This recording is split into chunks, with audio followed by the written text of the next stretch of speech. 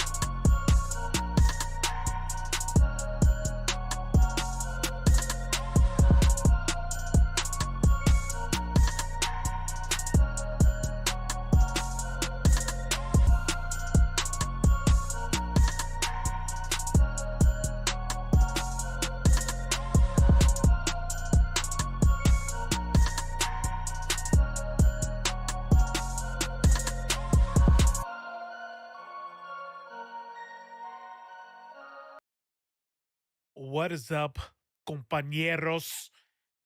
How is everybody doing today?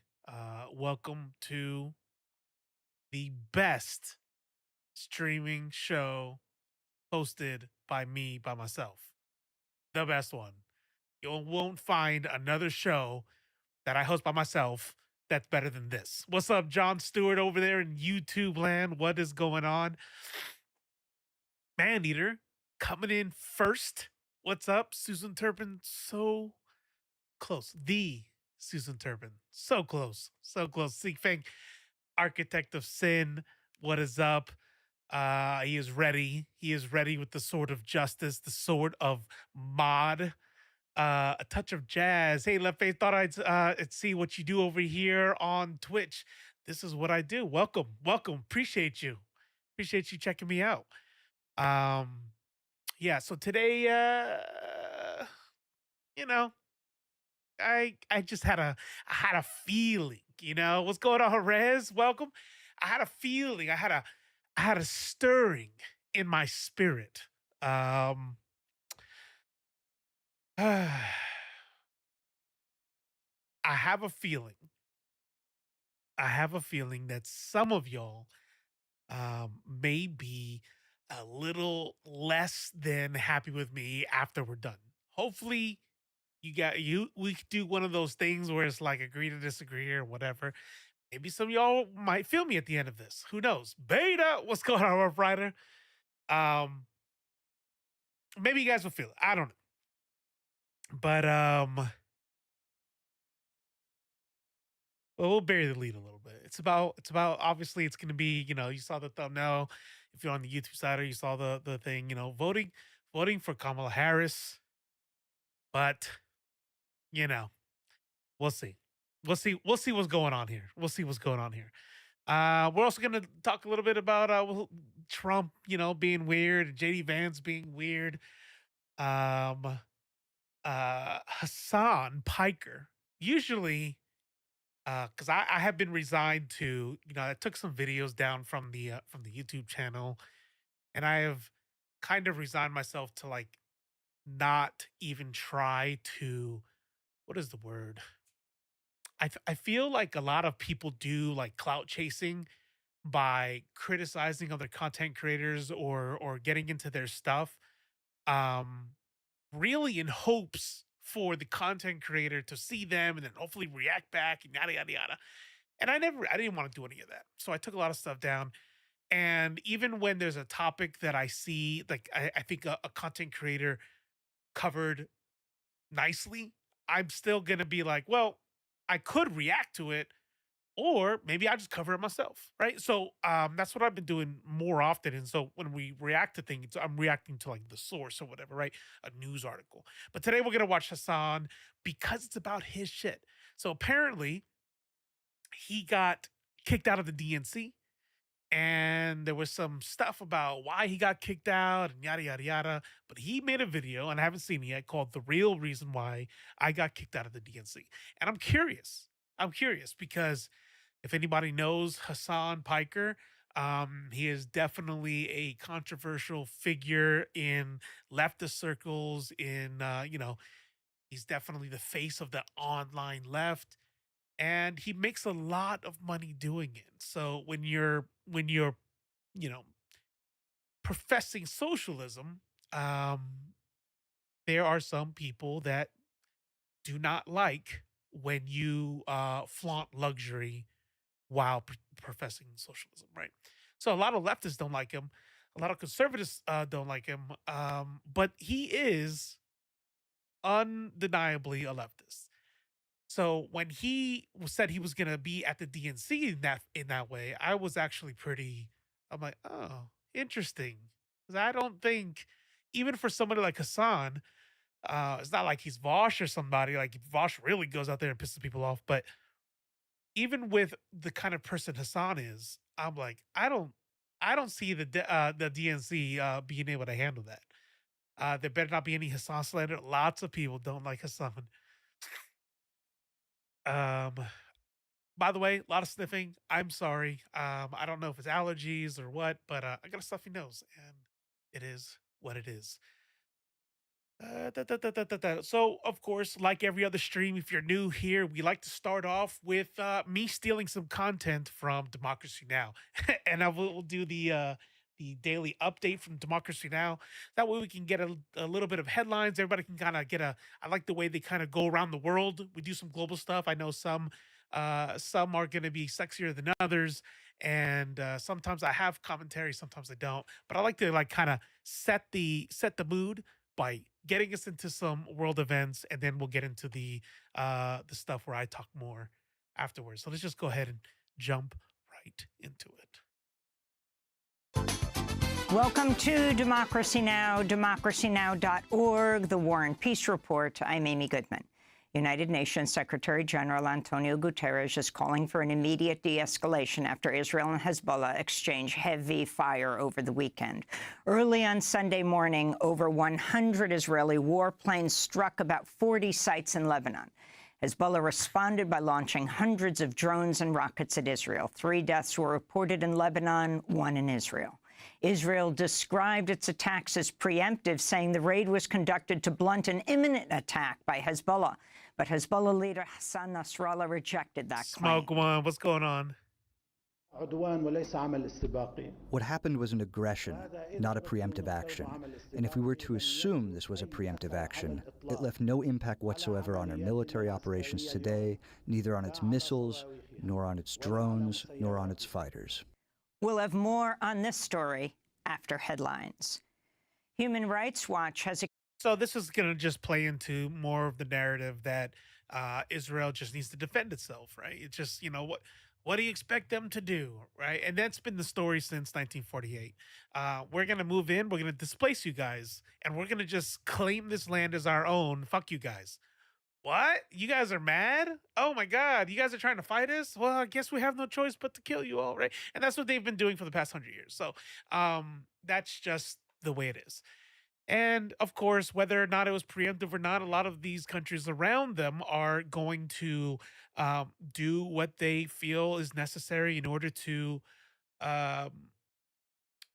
retaliate or you know, even if it's on the offensive on the behalf of Palestinians.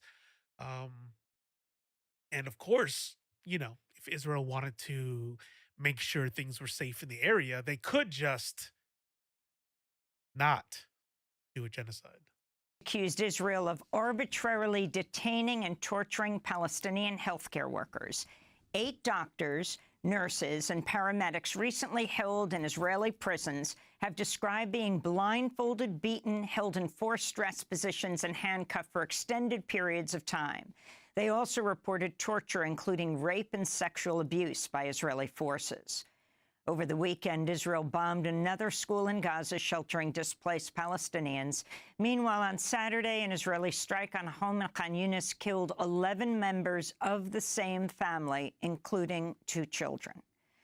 This comes as Israeli forces have withdrawn from the Hamad city portion of Khan Yunis, leaving the neighborhood largely destroyed. Rescue workers recovered 16 bodies from the rubble. Residents say they have no safe place to go. We're a safe area. There is no safety. Where is safety? We flee every day. We get displaced every day under the rockets, under the bombing. I am alone with my little children. I flee with them every day from a place to another. I don't know where to go. I don't watch a lot of mainstream news anymore. If anybody who catches like CNN and stuff, is this stuff coming across like Yahoo News or CNN or MSNBC? Is anybody talking about this stuff anymore, or is it not sexy anymore? Tell you about safe areas. Where is safety? Make me feel safe. Make the little child feel safe. We are tired people. It's enough. Have mercy on us. Barely. Hostage talks were held in Cairo, Egypt over the weekend, but a deal has not been reached. Egyptian officials said neither Hamas nor Israel agreed to a number of compromises put forward by a mediator. Hamas has said any deal must include a permanent ceasefire and a full Israeli withdrawal from Gaza. At least 3 people died overnight in Ukraine as Russia launched... So just in case anybody is not aware what the problem is regarding the negotiations, right? Because, you know, you might hear some stuff and like, well, I don't know who's lying. Like, one side's lying. Well, there's a very easy way to tell who's lying. You just listen to what they're saying. Netanyahu's already said, point blank, fact check me if you'd like, that there will not be any ceasefire agreement that doesn't allow them to continue the war once the hostages are back. So then, pause. That said, that article has said, Hamas comes back and says, no, we're not going to accept this ceasefire agreement because we want a permanent ceasefire. So we will give you the hostages back. By the way, reportedly, this had happened back in October, November timeframe, where Hamas said the same exact thing. We will give you your hostages back, but do not enter Like, they don't want tanks and shit rolling through Gaza. And Israel said no. Weird, because I thought they really, really, really wanted their hostages back. And so when you hear Hamas say no, it's because they're not doing a permanent ceasefire. Well, it matches what Israel's already said, what Netanyahu's already said. And so that's what's going on. That the idea that they won't accept a ceasefire negotiation because they want a ceasefire. It sounds ridiculous, but apparently that's what it is. A barrage of drone What's and up, missile Mojo strikes Quid? targeting critical infrastructure, including power and water supplies across Ukraine. The attacks come a day after 5 Russian civilians were killed in a Ukrainian strike on the Russian city of Belgorod. Meanwhile, in the Ukrainian city of Kramatorsk, a safety advisor working for the Reuters news agency was killed, and 4 Reuters journalists were injured in a Russian strike on their hotel on Saturday. Ryan Evans was a 38-year-old British citizen. In a statement, Reuters said, quote, "Ryan has helped so many of our journalists cover events around the world. We will miss him terribly," unquote. The injured journalists are reportedly from Ukraine, the United States, Latvia, and Germany. 2 of them were hospitalized. Meanwhile, Indian Prime Minister Narendra Modi met with President Volodymyr Zelensky in Kyiv on Friday. Modi called for peace talks to end the war.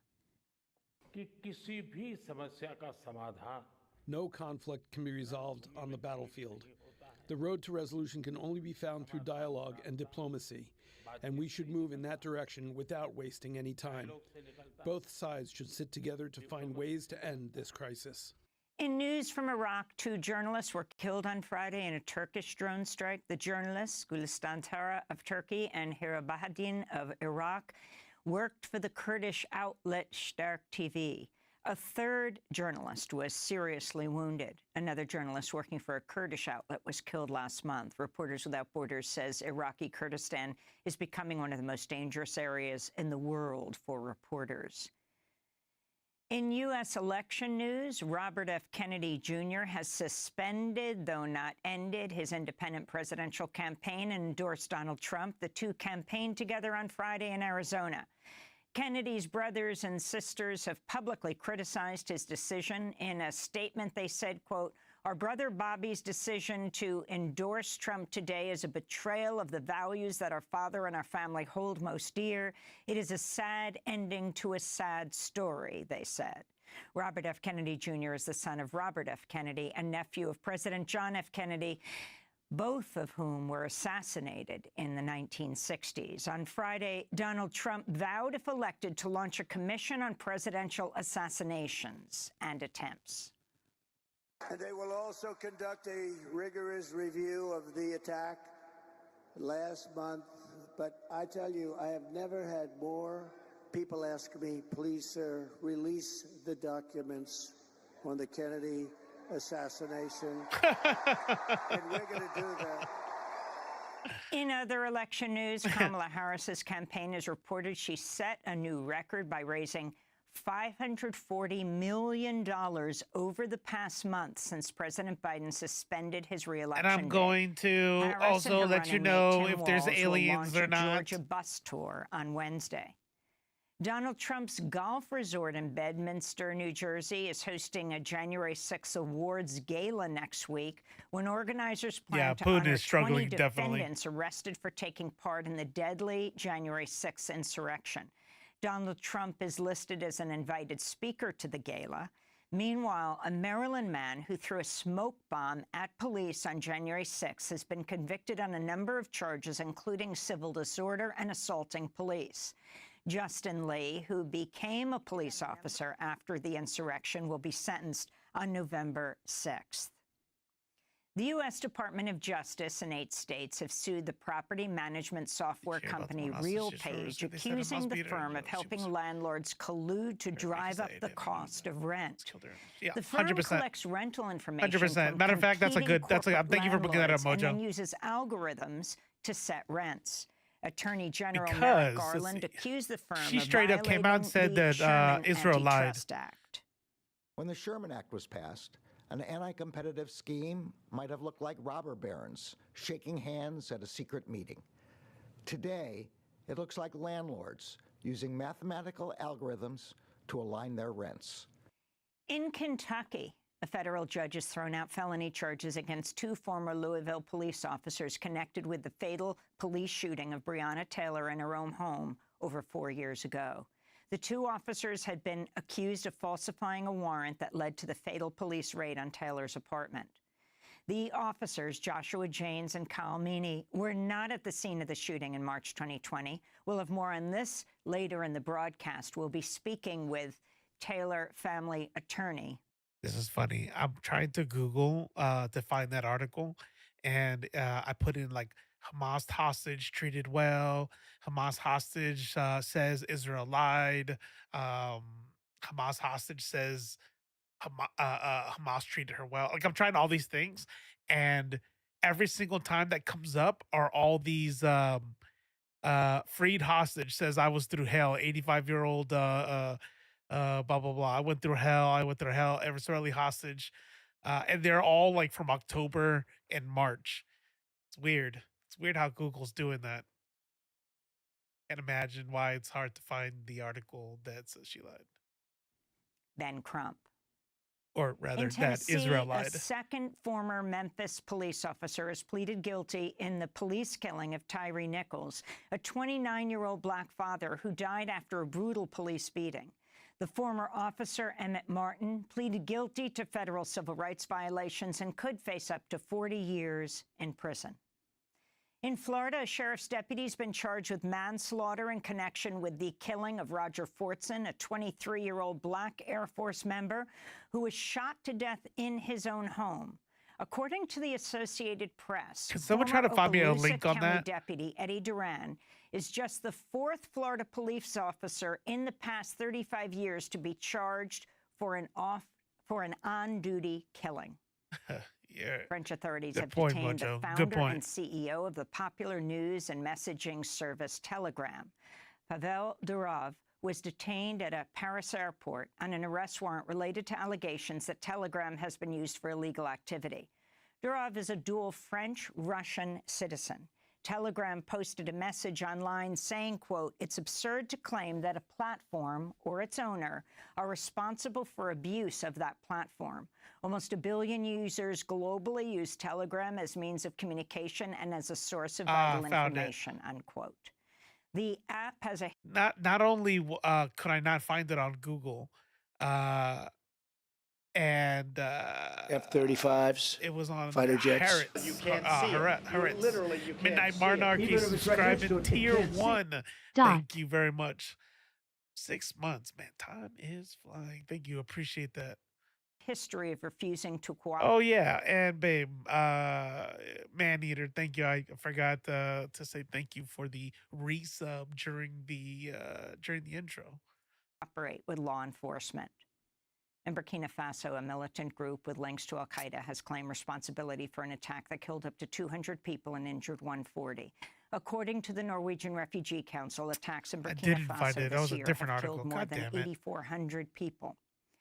At least 13 migrants are dead after their boat sank off the coast of Yemen. Authorities are searching for over a dozen others who've been missing since last week, according to the International Organization for Migration, the IOM. The boat had departed from Djibouti in East Africa, carrying 25 Ethiopian and 2 not that Yemeni article. migrants. If anybody can find that article where the woman who was held hostage by Hamas said that Israel lied and that she was actually treated well, and I can't find that article anywhere. Annually, tens of thousands of migrants depart from the Horn of Africa, fleeing conflict, extreme poverty, and the impacts of the climate crisis, setting off on a dangerous journey across the Red Sea, many with the hope of reaching wealthier nations and the Gulf. In Norway, climate activists with the group Extinction Rebellion blocked an oil terminal at a major gas processing plant Saturday. Now we are outside the Karsto oil terminal. We have just begun a blockade of one of Norway's largest processing plants for gas in the North Sea. So we demand a plan for a phasing out of oil and gas production in Norway, because oil and gas are killing the planet and several billion people are in danger of losing their lives if we cannot manage to remain under the 1.5 degrees Celsius warming. Here in New York, dozens of feminist climate activists were arrested outside the Manhattan home of city CEO Jane Fraser. The action was part of Summer of Heat, a season-long series of civil disobedience targeting the funders of the climate crisis.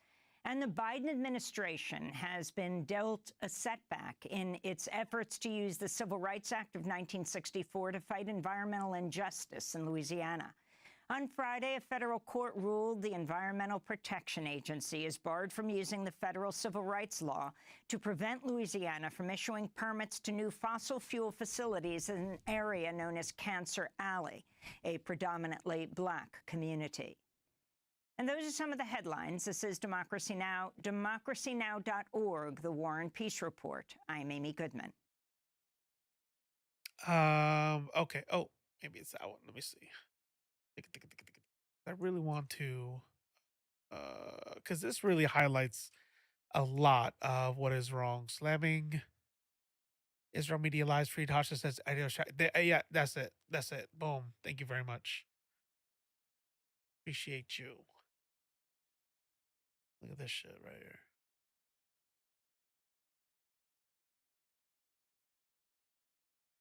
Check this shit out.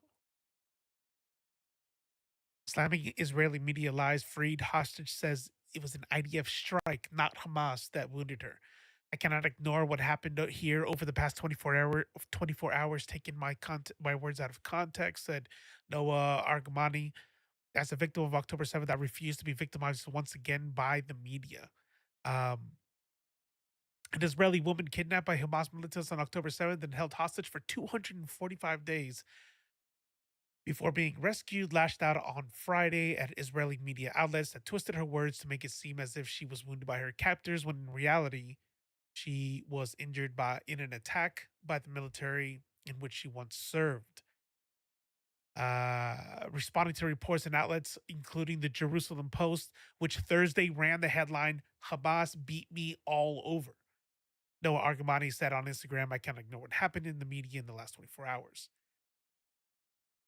The 26-year-old Navy veteran from Beersheba said of her earlier comments to a group of 7 diplomats in Tokyo, "I was not beaten. I was in a building that was bombed by the Air Force. I emphasize that I was not beaten, but injured all over my body by the collapse of the building on me. As a victim of October 7th, I refuse to be victimized once again." And you know what's funny is that I had been saying this from the beginning. The idea that they're just going to be indiscriminately dropping bombs all through Gaza. Like, you have to know they don't know where the hostages are, or else they would have sent their, they got special forces. They got their version of whatever, CAG or Delta or whatever the fuck they're called now. And they would have just gone straight there to rescue the hostages. But they didn't do that, which means they didn't know where the hostages were. So they are bombing, and they're like, and so it kind of causes Netanyahu and the Likud to tell on themselves. This is never about the hostages. They don't care about the hostages, because if they did, they would be using small diameter bombs. They would be using Hellfire missiles. They would be using precise weaponry instead of 2,000-pound dumb bombs that leave freaking moon craters all throughout fucking Gaza. There was three hostages they straight up fucking gunned down. Straight up gunned down. And you know what the IDF says? The IDF said, but they had them dressed as Palestinians. They were in like female garb. They were like dressed like women. Like, oh shit, sorry. I thought you guys were Palestinian civilians. I wouldn't have shot if I knew you were Jewish. You can't blame me for that. Lord. So we started late. Let's get into the real reason I decided to stream today. Voting.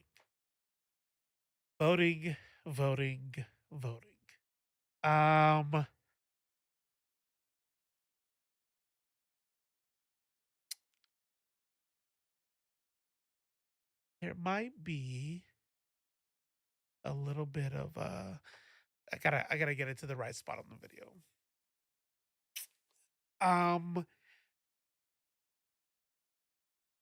For those of you who follow me on Threads, I know that this won't come as a surprise to anybody,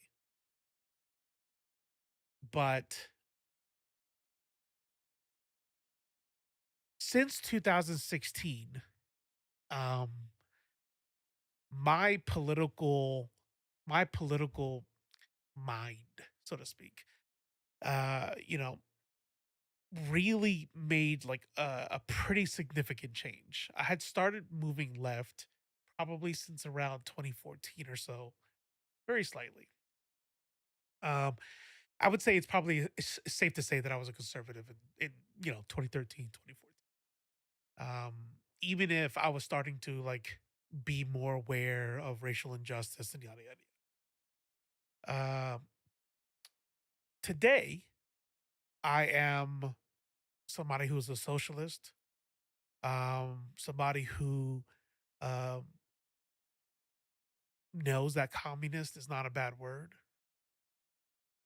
Um, but I am somebody who in 2016 voted for um, what's that dude's name?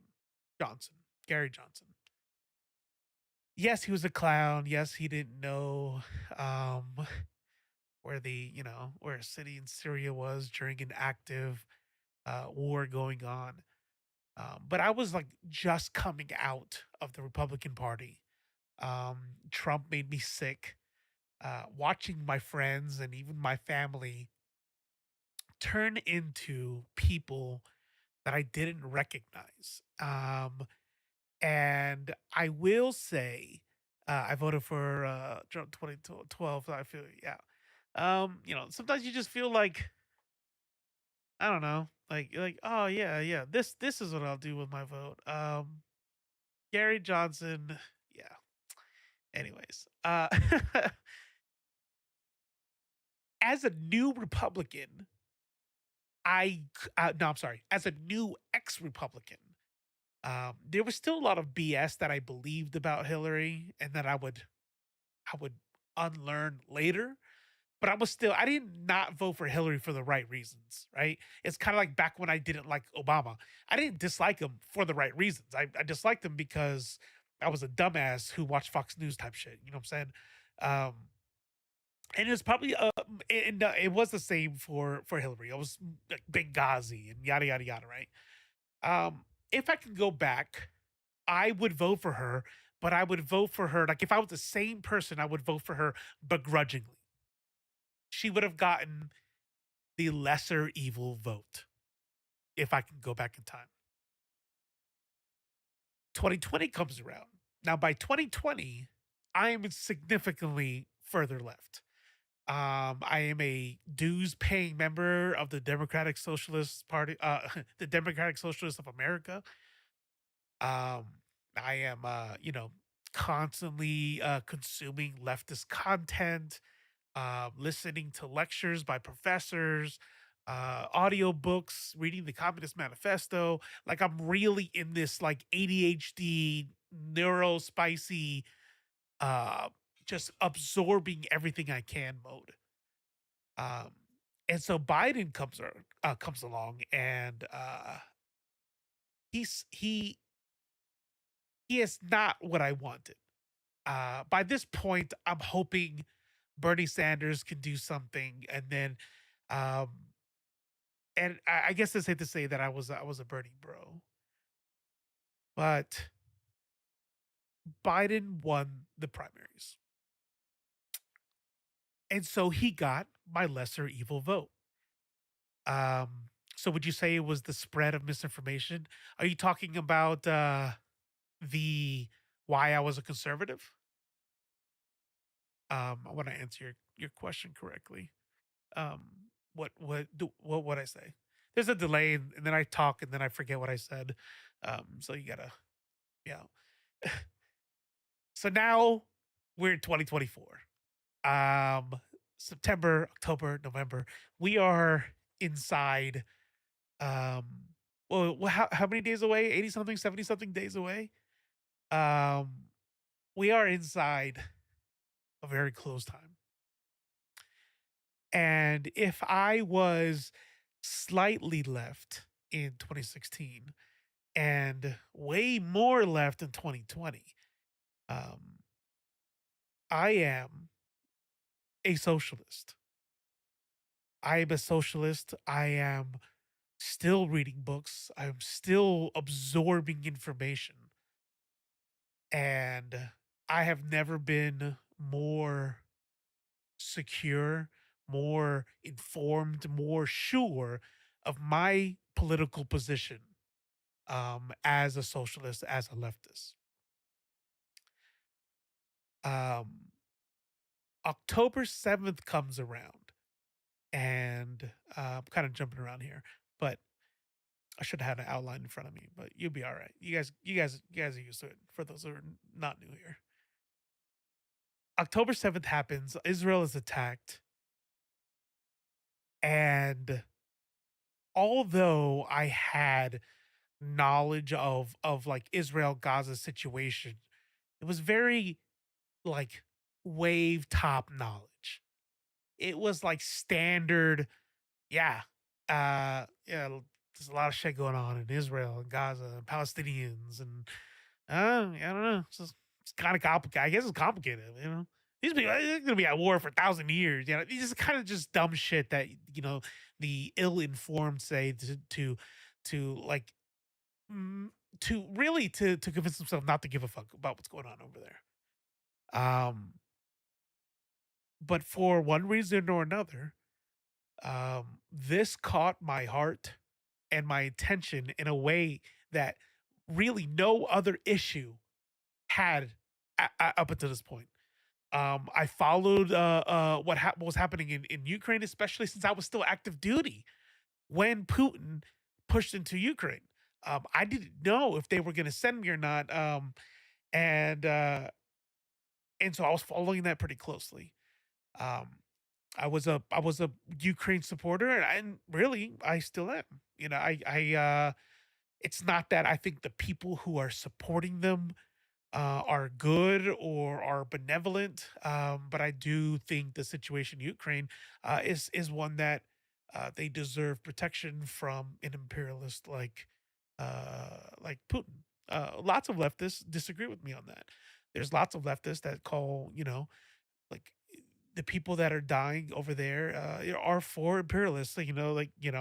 That they're both imperialists and they're sending their poor and to their working class people to go die in this war while they go do press meetings. And I'm not saying that they don't have a good argument to not want to be involved in that as anti-war protesters. I'm just saying that it just doesn't sit right with me to have the power and to allow Putin to just do whatever the fuck he wants. Um, but when this shit happened with on October 7th, I started paying attention and I saw the way Israel handled and how they have continued to handle what has been going on. I'll see you in a second, Rough Rider, my bad. Um, and it has been nauseating, disgusting, heartbreaking. And um I am not the kind of individual to I'm so tired of hearing this, or I can only handle so much negativity, or there are people. And by the way, I hear this tone in my own voice. I don't mean to speak down to if you do, because I do think it's important to mind your own mental health, right? To be mindful of what you need to do to take care of yourself. For me, I didn't want to unfollow those accounts that were showing mothers holding their babies with an empty skull, or a father holding up the charred remains of his child. Um, and I really think that what made me be so much more emotionally attached to what was going on here was because in active duty, I was a JTAC. And as a JTAC, I called in airstrikes. That was my job. And my PTSD, my struggles with mental health due to my deployments revolve around children. Now, thankfully, I didn't kill any like non-fighting non-fighting civilians, and I didn't kill any children either. My particular thing is watching kids watching kids pick up body parts from strikes that I conducted. And when I look at what's happening in Palestine and I see the strikes that are happening without guarantee they didn't have any JTACs on the ground, they're just boom, boom, boom, boom. Not only these children dying, the families are getting wiped out. Everybody's getting wiped out, and I can't help but think about like what what I was doing in Afghanistan, and it's like, wow, this is the same shit. Like we were wiping out fucking Iraq, we're wiping out fucking Afghanistan, and really all for a bunch of bullshit reasons. And I started to get angry for the Palestinians. And what made it worse was the way that I saw supposedly progressive, good BLM marching, trans rights screaming Jewish people react if they were Zionists. And it hurt. It hurt. I was like, how is this okay? This is not right. Um and so it became something that became very close to me. I will be honest with you. When Biden stepped down, me and my friend Judah Rad texted each other. He's fucking doing it. He's stepping down. We're so excited. Kamala Harris is it. Fuck yes, let's go. I say that, and if there's any like lifelong leftists in the chat, they probably be very disappointed in me. What's up, DSB? DSB the fourth. John Stewart, CNN 18 YouTube video of Noah. Bet. Bet. Oh, her actual testimony. Sweet. We're gonna watch that after I'm done with this rant here. This segment.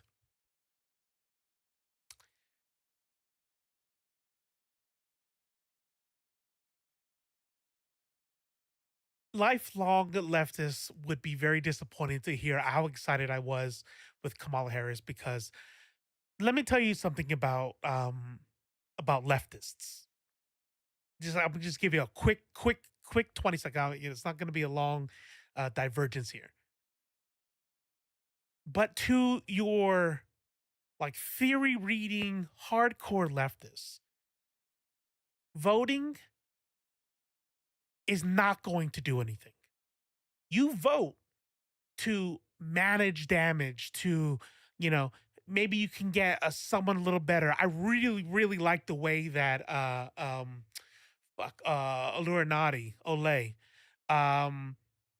put it. She says, you're voting to put your weakest opponent to what you want to get done. You want to put your weakest opponent in office. I love that. I love that. Because none of them are going to be your friends, right? But one is going to push harder against you. Beta. Hey, thanks for the follow. Appreciate you. I gotta change the animation. John Stewart. Oh, okay, bet. The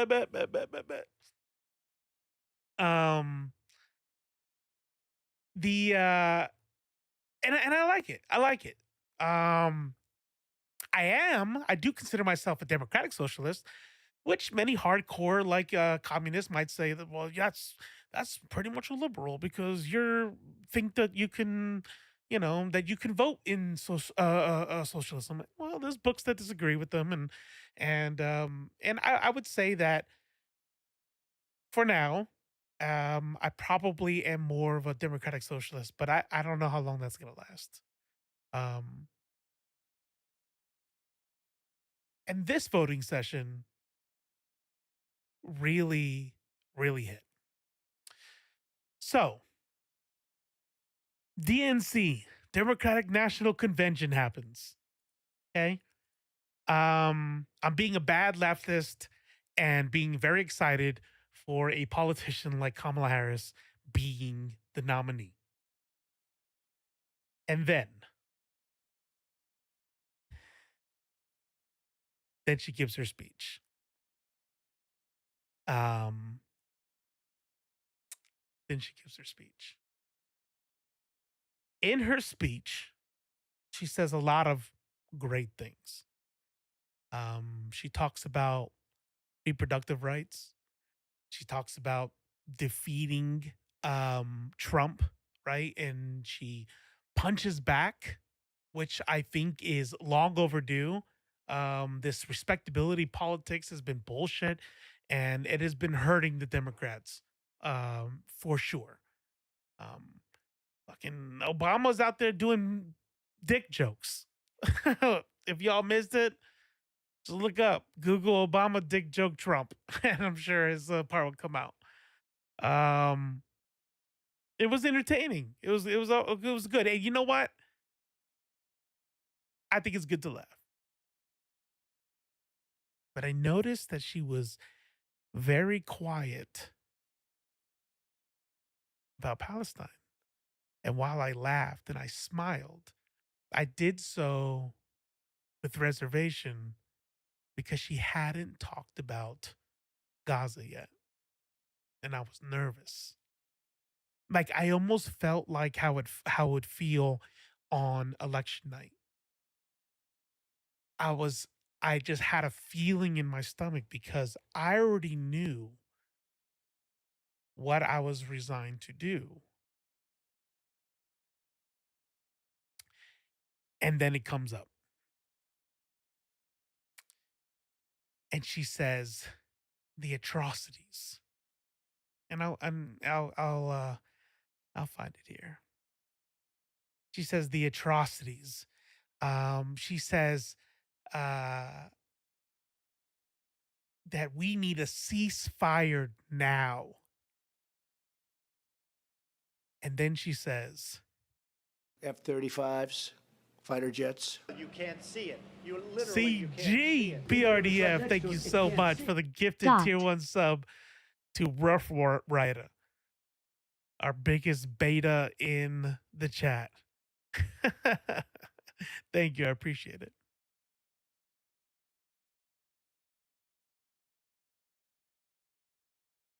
And then she says, make no mistake, I will always support the right for Israel to defend itself, and I will always be committed, and I'll pull it up here. I will always be committed to making sure that Israel has the ability to do so. We have to make sure that what happened on October 7th, and take note,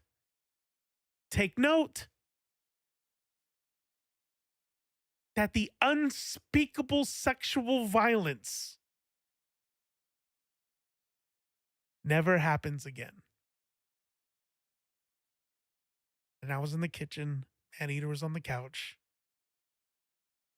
and I could tell Maneater knew what I was thinking because she looked at me like, oh no.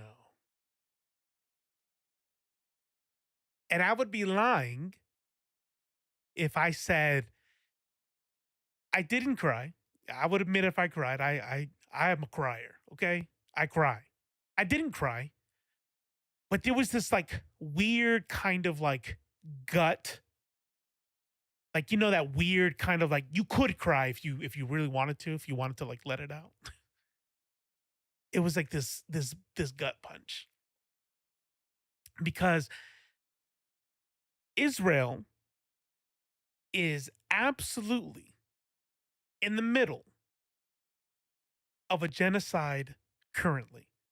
They are conducting a genocide. They are executing a genocide right now. And she brings up not only the right to self-defense when they are not defending themselves, even if you wanted to make an argument, right? Because there is an argument, by the way. How do you defend yourself against the people you're oppressing, the people you are occupying, the people who are not a nation? But even if we set that aside for a second, you defended yourself when? October 8th, October 9th, October 10th. Are you still defending yourself?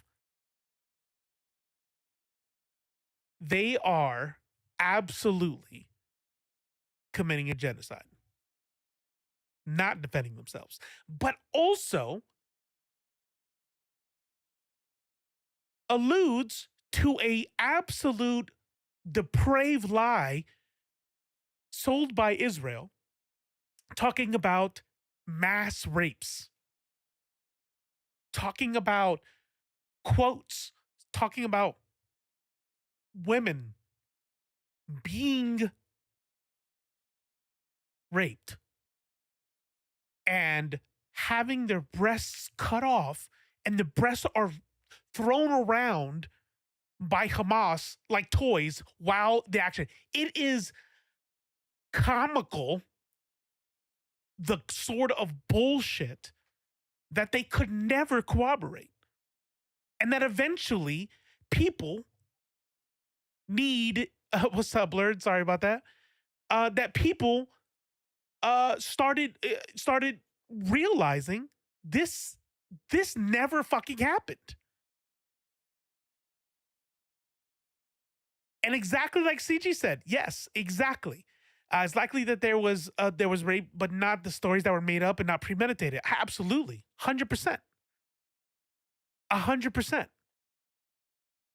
Because rape, tragically, is not an uncommon thing that happens in war. But on the level that they're talking about, babies stuffed into ovens, like this, these are lies. They're fucking lies. And in both of those statements about the self-defense, they're not doing self-defense. They're committing a genocide. And the unspeakable sexual violence. Now, she didn't say mass rapes, and some people are saying, well, she didn't say mass rapes. Well, rape happened in every war. I guarantee you, promise to everything that a Ukrainian soldier in the battlefield somewhere has raped somebody. Maybe, probably, likely a female soldier that's Ukrainian, actually. Maybe a hostage that they've taken in. Like, whoever the fuck is out there, it's happened. But nobody's talking about, isn't this fucking crazy that they're just going around? This is, you know what I mean? So she says that. And then she says, I'm going to continue to give them the means to defend themselves. So if we know they're not defending themselves, we just got to go ahead and attach the fact that whatever's happening right there, whatever has happened since October 7th, she is calling self-defense. And what she is saying is, I am going to continue to arm them.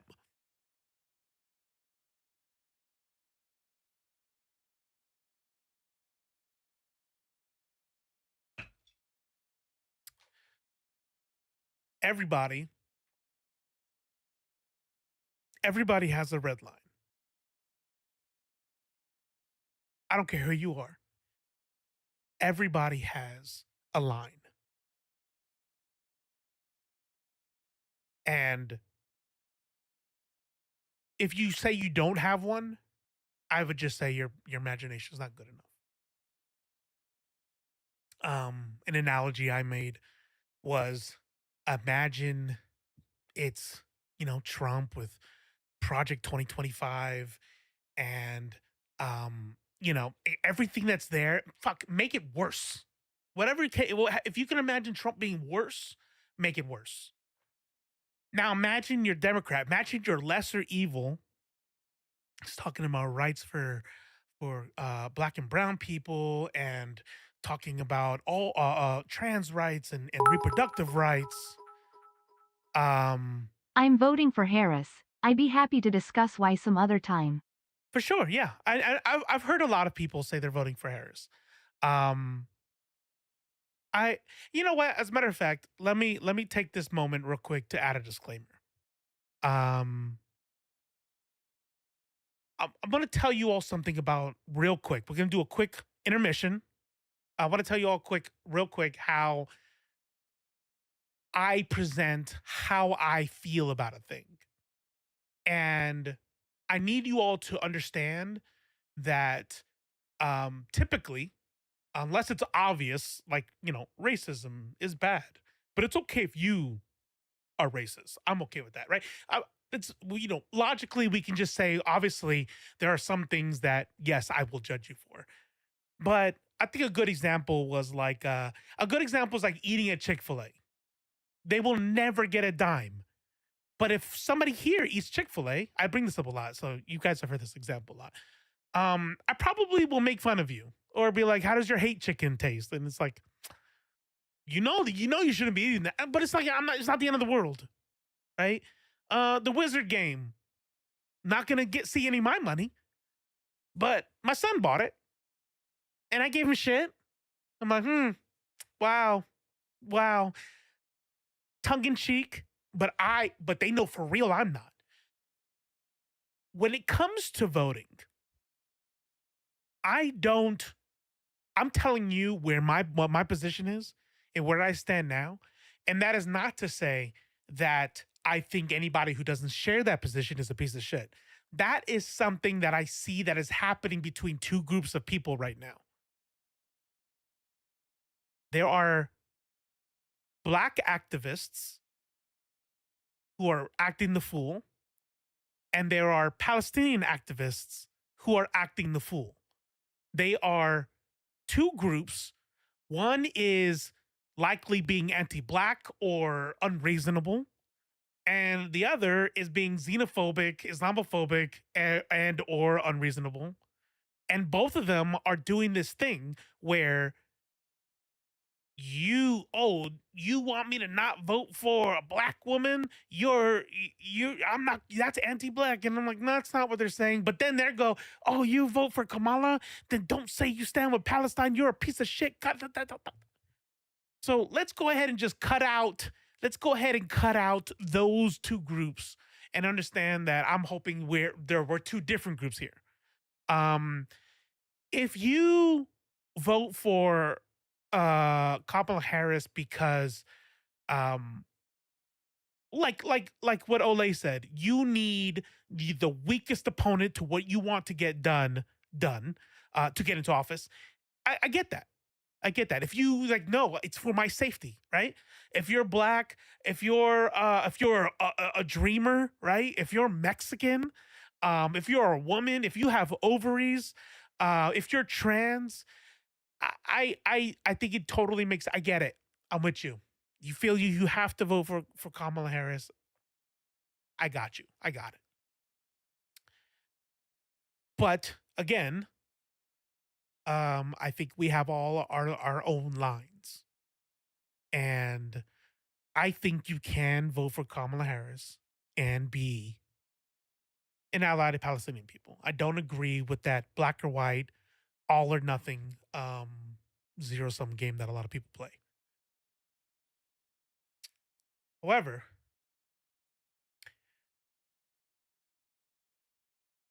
my analogy, real quick.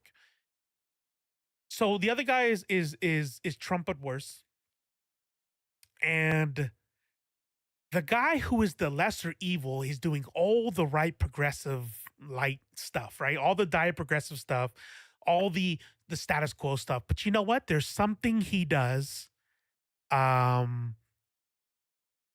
There's something else he does. He has a desire to bring the age of consent down to 7. And not only does he have that desire to bring the age of consent down to 7, he's gaining traction for it. Like, you're realizing, good night, CG. You're realizing, got to get to a meeting about it. Happy to chat about it. So, yeah, absolutely. I do want to. Honestly, you're not wrong. If that's your line, that won't be crossed for Harris. Only thing I can say about it is that there's no reality where this wouldn't be the reality that Israel gets, even with Trump. The damn thing would be happening, would just be carried out by different actors. Same thing would be. Touch of jazz, correct. Maybe I'm being Pollyanna, but I have more faith that Harris will pull a Nixon and realize the U.S. needs to pull out of this than I see Trump doing so. Fair. I don't get why people make presidential vote such a moral thing, like it only takes an hour. I think we waste too much time on it. Sure.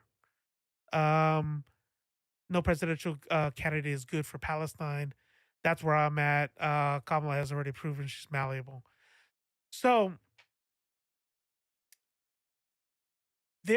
so at the convention, there was a group of uncommitted voters who had some demands. And one of those demands was to let a Palestinian American representative speak. At the DNC, they had parents of Israeli hostages speak. They had fucking Republicans speak, but not one Palestinian American was invited or allowed to speak up there. And while they were saying that, she doubles down and says, I will continue to let them have the means. Do I think Trump would be worse? Sure. But when a genocide is being committed, fast genocide, slow genocide, whatever it is, when a genocide is being committed, like, there's no like better genocide, right? I mean, there's no better genocide. There's no like, oh, well, he's going to do a genocide way worse than she's going to do a genocide. So I'm going to pick the better genocide. There's no such thing. It's just genocide. So if genocide is your line, it is my line. And she hasn't said that she is going to pull out of it. She hasn't chastised Israel for how they're doing it.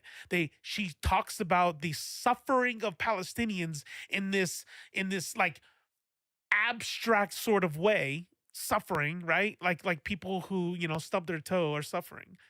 And at this point, I cannot vote for her. I will not vote for Kamala Harris unless between now and then she changes her position on Gaza. I don't know if I know exactly what I need her to do or say. I guess I feel like I would know it if I hear it. Just like I didn't know exactly what she could say to lose my vote, but I knew it when I heard it. And I heard it that night.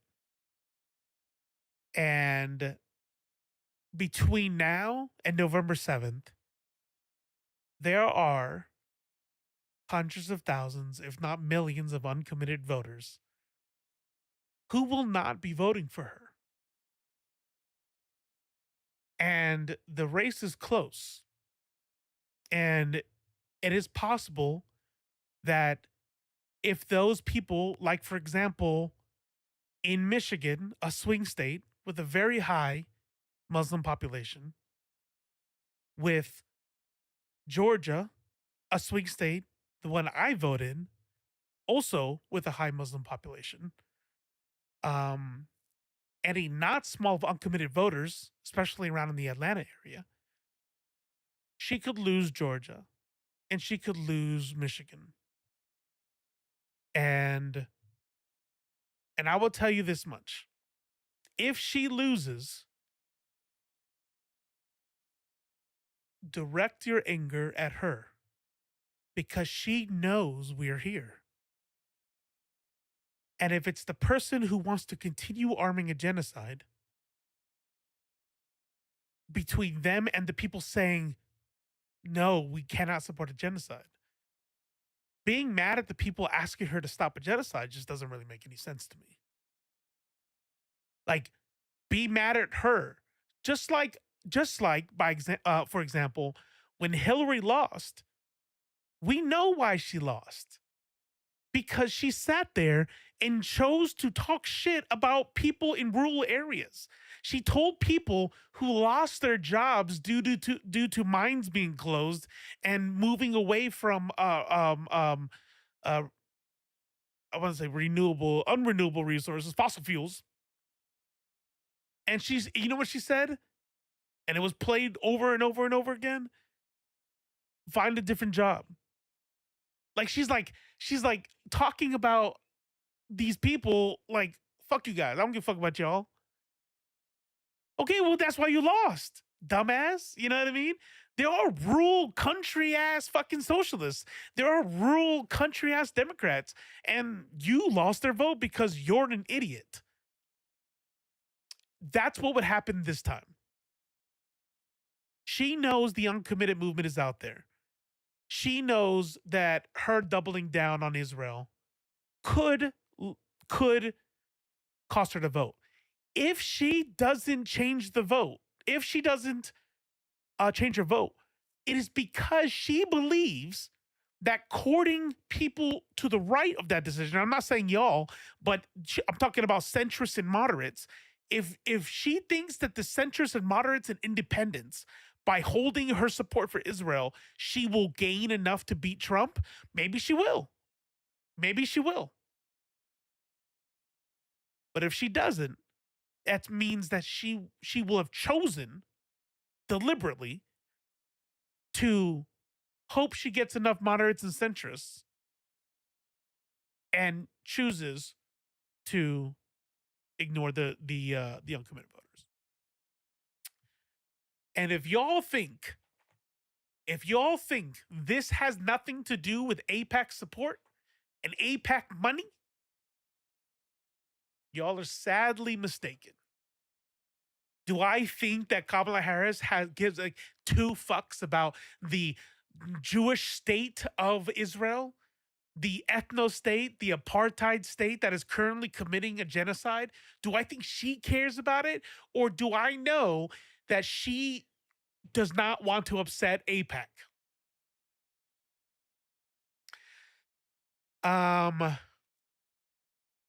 Vote for who y'all can argue with. Yep, I agree.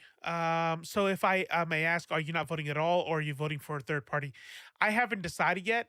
But even if I don't vote for a president, I'm okay with that because there are many other issues to vote down ballot. There's representatives I can vote for. There's sheriffs I can vote for. There's judges I can vote for. There's a lot of things that I can vote for.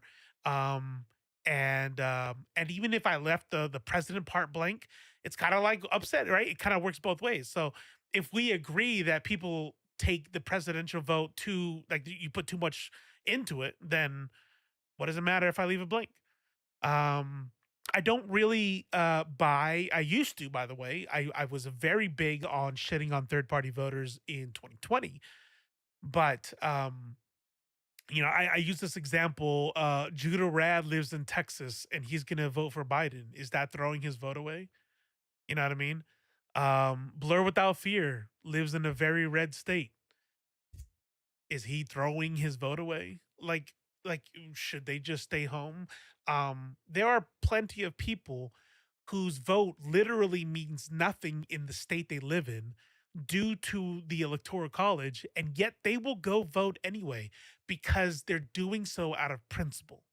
So imagine the person whose vote doesn't matter because they live in a very red state, and see how they're voting out of principle anyway. And that's what the third party person is doing. They're voting out of principle. Um, Even people making their decision based on this, not voting for her, only hurts them in the long run. Even people making a decision based on this, not voting for her only hurts them in the long run. A lot of people are new to the political process, whether they're young or just getting into it, or they've not paid enough attention until now recently. There is no one vote, one election that decides it all. Correct. Even people making decisions based on this, not voting for her only hurts them in the long run. Are you saying it's a mistake to not vote for her? My reading comprehensions. I'm tired. Sorry. You choosing the lesser, you're still choosing evil. Agreed. Mojo Quid, she could be making a mistake. Very true. Elite X1 Project 2025 is only on one side though. Lose your civil rights and see how helpful you'll be to others in need. So that's that right there is the type of fear mongering that causes people to compromise their principles. Again, if you missed it, I think if you feel like you have to vote for Kamala Harris, for safety, I respect that. I think that makes sense. I think it's good. Do what you feel that you need to do in the voting pool and in the voting booth. Like I'm going to. The idea that it is that because Project 2025 exists, it is incumbent on me to vote, even though it would be against my own principles. I would personally structure it as Kamala Harris, what the fuck are you doing? You are losing millions of votes if you continue to double and triple down on your support for Israel. What the fuck are you doing? Right? So it becomes less about, hey, voter, don't you understand Project 2025 is on the line? What are you doing? It becomes, hey, person who's running for office, don't you understand Project 2025 is on the line? What are you doing? Right? I made a thread post the other day. No voter is obligated to vote for anyone. It is incumbent on the politician, the person seeking office, to earn votes. Right? Like you have to earn the vote. And by the way, this is what is wild to me. I am not, and when I say wild, I'm not talking about y'all. I'm talking about the some of the reactions that I've gotten on threads. It's like, bro, I was gonna do the lesser evil. I was gonna do the lesser evil. You know what I'm saying? Like, dude, before that statement, did I think Kamala was this fucking girl boss? This is it. This is the revolution. This is the new America. Fuck no. I'm a socialist. Obviously, I don't think she was going to be anything good. She is a leader of an imperialist country. She is going to not be great. But I was going to vote for her anyway. And she couldn't not double down on. You know what's funny? She could have even did what AOC did, which was lackluster garbage, by the way. And I would have been, okay, well, guess you take what you can get, what you can do, right? I would have been fine. We wouldn't be having this stream right now, probably. Fucking old dude, Georgia, my senator. What's his name? Warnock. And he said something positive about Israel. Fucking said exactly what needed to be said about Palestine. Fucking great. If Kamala Harris said the lackluster bullshit AOC said, or the fucking pretty fucking awesome shit that Warnock said, I'll be right there. Lesser evil. It's genocide. It's fucking genocide. Sounds like I'm trying to convince you all, but I'm not. Do what you need to do. But it's genocide. It's not a single issue vote. It's not about college loans. It's not about tax positions. It's not about improving the middle class. It's genocide. people saying terms like, don't let perfect be the enemy of good. What? It's genocide.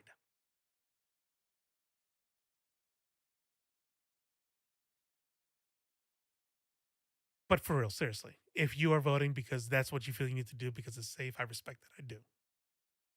I just don't understand the minimization of my position. It's kind of weird.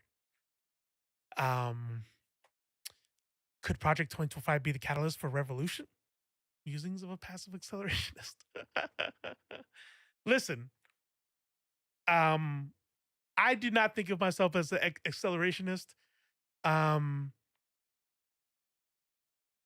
But if the only two leaders, okay, we gotta be careful here. Okay, we gotta be careful here. So we're gonna tread lightly. Some might say that if the only two leaders, the only two parties that you get are both unprincipled supporters of genocide or both bad for the people, then it is incumbent on their citizens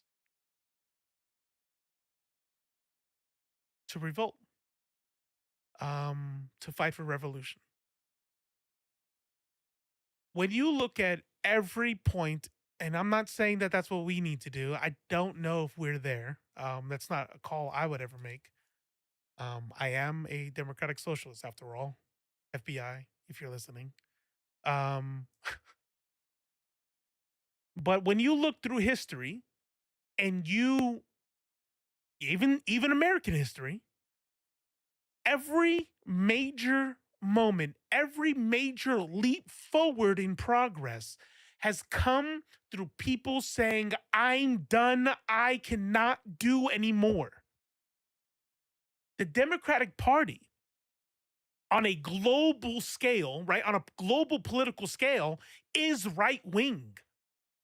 When you look at the way like Northern Europe does their shit on a scale, on a real fucking scale, from Marx to Hitler, the United States Democratic Party is right of center. Which, if that's the best we can do to save lives, lesser evil. Got it. But incrementalism doesn't actually work in the way that I thought it did. Incrementalism just maintains the status quo and gives you these crumbs. Every single whether it's the freeing of slaves, whether it's the civil rights era, whatever has happened, major leaps forward has been caused by people saying, I'm done.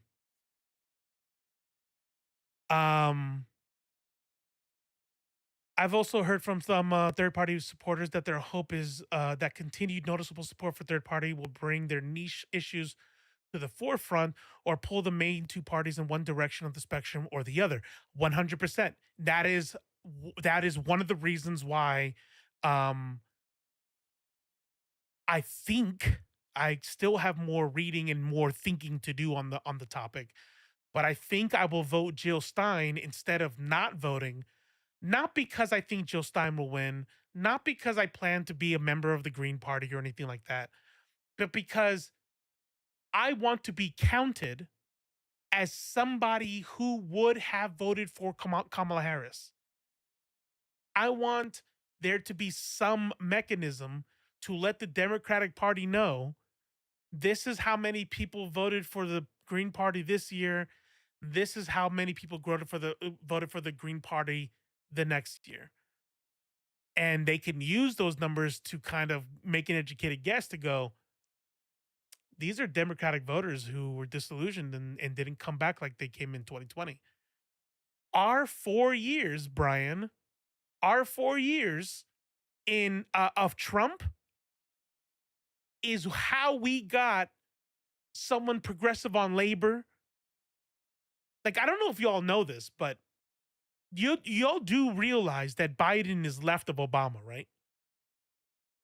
I don't know if and I didn't, and I'm not even being condescending about it. I didn't know that because remember, I in 2016 I had recently come new out of it. I thought Obama was super lefty and all that stuff. Um, Biden runs left of Obama, than Obama on labor, left than Obama on taxation, on class division, on wealth distribution, on even on the global politics. He dropped the ball on Israel, but we have done way less bombing of the global south under Biden by exponential numbers than what Obama did. And I think it is my opinion. Yeah, I'm not a you know a political science major or anything. I haven't done any research on the topic, but just by pure using my eyeballs and a little bit of correlation, I go, you know what it sounds like happened? It sounds like people got used to the status quo under Obama, didn't show up in 2016. Also, some of the part is because Hillary's an idiot and campaigned poorly. She did win the popular vote, but because she decided to court the cities and the elites, and that didn't get her the electoral college vote she needed. And 4 years of fucking hell of shit under Trump. Do you guys understand? Do you guys understand in 2020 the amount of young people that came out? Historic records. Bernie bros, young people who never fucking vote showed the fuck up in 2020. Why do you think that happened? Because 4 years of Trump woke them the fuck up. A line has been crossed for me. And if someone who comes in and brings in Project 2025 happens, it will be because Kamala Harris chose to ignore the uncommitted voters. Biden dragged Obama further left, especially on the issue of gay marriage. That is correct. Why is this thing censoring gay? I gotta go into that. It's weird. Jasmine Kuntz is doing a lot better than I thought he would. Kuntz? Who's that? Is that a typo or I'm just dumb? People thought Obama was further left because he was more charismatic. Absolutely, 100%. And if we're being real, especially for white liberals, because he was black, right? So I don't know how many times I've heard, wow, he's a Republican? Like, but he's black. That doesn't always mean anything. Well, there'll be record turning out in 2028 because they're about to get 4 more. Maybe. I tell people there's still time. There's still time. You said it, and I believe you. She has proven to be malleable. And hopefully she's fucking paying attention to the tea leaves. And if she comes out and is fucking strong-armed Netanyahu, says what they're doing is it supports the ICJ investigation, she could win my vote back. She just has to do it. Obama had better campaign writers. I mean, Obama is an orator like nobody's business. He will go down as the best speech giver in American history, probably. I don't see anybody beating him at that. Warnock, though, if that boy becomes president, whoo, that would be nice. Won't be in 2028. I don't know. I guess I have a little bit more faith in humanity than that. Kuntz is going against Holly, Jasmine, and I. Oh, Missouri, got it. Left face Kuntz. That's where I'm at. Plus, burning it down leaves a lot of people vulnerable or left for dead. My public speaking book that I'm literally reading right now uses Obama as an example of a great orator. Yep. Bill Clinton's speech at the DNC was bullshit. Lots of people's speeches at the DNC was bullshit. My favorite one was definitely Warnock, if you guys can't tell. I was like, I almost stopped being an atheist. I'm like, man, I'm going to church. fuck this. I want to feel something. Bill Clinton's a fucking rapist, and he got to talk at the DNC. They let a rapist up on stage talk, but not a Palestinian American. Robo, if she does start to court the uncommitted voters, do you think she will lose support from those who are hardcore Israel supporters? I think that is what they're doing. Unfortunately, there are definitely I would say here's what some people don't know. Maybe y'all know, but I didn't know this. So whenever I don't know something, I just assume that most people didn't know that, right? So that way I make myself feel better. If everybody knew it, don't worry about it. You don't got to tell me. But I learned something kind of recently that the biggest Zionist group is are Christian Zionists. The people who think that who believe that the book of Revelation says that Israel needs to be rebuilt, the temple on the mount needs to happen before Jesus comes, which is why Trump moved, by the way, this is why Trump moved the embassy to Jerusalem as a signal to evangelical fundamentalists, because they believed it was part of their prophecy. Not lying. Those people are Republicans. So the largest Zionist group in the United States are almost unequivocally Republican. Now, are there Jewish voters that are Zionist? Ones that would it's an oxymoron, but I guess you can call them progressive Zionists. Progressive for everyone except for Palestinians. But they support a Jewish Israel for Jewish people. Like, they have no problem with the basic, what is it called? The basic law, which is like a kind of a way for the closest thing they have to a constitution, that it says that the nation is a Jewish nation for Jewish people, right? And then they say it's not an ethno state. Okay. They support that. Now, do they lose their vote? I don't know. I think that there are a lot of Jewish people that do not like what's happening in Israel at all.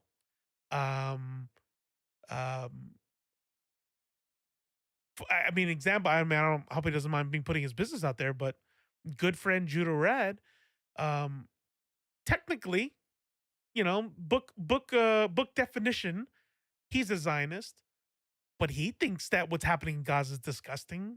He thinks what's happening in West Bank, what has always been happening in West Bank, is bad. There are lots of progressive Zionists that support a Jewish state, but do not support what's happening in Gaza and West Bank, right? So if she chose to listen to the uncommitted voters, I don't think she's not losing Judah Rad's vote. She's not losing any of the Jewish votes that are anti-Zionist. I personally, given the amount, because here's the thing, the idea, what AIPAC wants you to think is that Zionism and Jewishness are one and the same. That's why they've done such a great job to say that anti-Zionism is anti-Semitism, which is bullshit. Nobody's going to fucking convince me of otherwise. Many Jewish people are not Zionists and think the whole idea of a Jewish state and Jewish ethno state is bad. It's not good. Many ultra-Orthodox Jewish people, for religious reasons, think that Israel is bad because they believe that they're disobeying God because God said that you were not to establish Israel until my return, right? According to how they read their Torah. And so you have ultra-Orthodox Jews that don't think that are anti-Zionist for religious reasons. You have progressive Jews that are technically Zionists but think that what's happening in Gaza and the West Bank is bad. That is not as close a group as Muslims and Palestinians, or Palestinians and the Muslims who support them, who you're losing. I am not Palestinian or Muslim, and she's lost my vote. I can tell you mathematically, and I'd be lying if I did, but if I had to give a guess, I would say she's losing more by ignoring the uncommitted vote than she would by losing Zionists who are Democrat voters. That's my guess. That's my guess.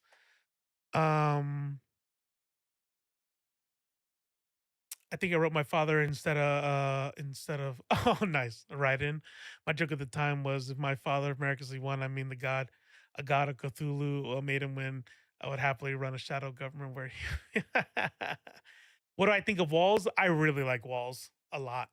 Um uh I think people have to say I support Israel because um organizations like um the Anti-Defamation League, the ADL, the APAC have convinced people that being anti-Zionist is anti-Semitic. So I think a lot of public figures say the thing that they have to say, but seeing how he's run his state, seeing like his track record as a governor is fucking awesome. What he's done in his state. Um, And so all I have is Harris as her as a prosecutor in California, and then her as a vice president, um, funding a genocide. So um, if this were Walls, I don't think we'd be having this conversation. Um, I saw those people. I was shocked at the incentive. Yeah, looking back, I should not have been. Oh wait, what I miss? There's a lot of Zionists out there that could turn out committed, same as Palestinians for a total opposite reason. Yeah, I don't. I just but I spoke to that. I think that most of the Zionists um who would not vote for Kamala are probably Republican right now anyway. Are progressive Jewish people leaning more towards a two-state solution? Yes, 100%. Yes, hands down. The progressive Zionist, if that's what you mean. Because remember, Jewish does not equal Zionist. F-35s, Read, fighter subscribe, jets. Cypher, You El can't see Cife, it. Lo You Tigre, literally what's up? can't see it. Cara izquierda. Dot. That's what's up. Thank you. I appreciate it. Subscribe for 23 months. Yeah. 2 years of support. That's the homie right there. That's the homie. Thank you. Appreciate that. Um, uh, yeah. Progressive Zionists absolutely want a two-state solution. That's what they want. They want their Jewish state for Jewish people, but they think that Palestinians should have their own state, and what's happening in Gaza and the West Bank is bad. I thought you were gonna wait to the end to tell us if she was getting your vote. I know, but you know what? I started late, and there was a lot of people in here, and I'm like, you know what? If I bury the lead too much, then people are gonna leave, and so I decided to front load the meat. Walls is basically everyone's dad at this point. My own dad with those guys. Yeah, yeah. Um, Supporting Israel status quo at this point, 100%. Um, I'm recording right now, so I'm in lurk board. Yeah, do your thing. Do your thing, Mister I'm monetized, Mister YouTube partner. If anybody didn't know, Cypher World, check him out on YouTube. Uh, he got accepted into the YouTube partner program. That's what's up. By the way, I'm still trying to reach 1,000. So if anybody inside the Twitch is not to subscribe to me over on YouTube, I really would appreciate it. Isn't that still an ethno state though? Yes, that's because that's why I'm a one state solution kind of guy. I'm just here so I don't get fined. 2 years of support with a total of 5 videos. I got more videos than that. um 5 videos in the last year. Yeah, or last 6 months for sure, for sure. Majin Blue June, yeah, it wouldn't be the first. Yeah, so that's why I'm not a two-state solution guy. There are people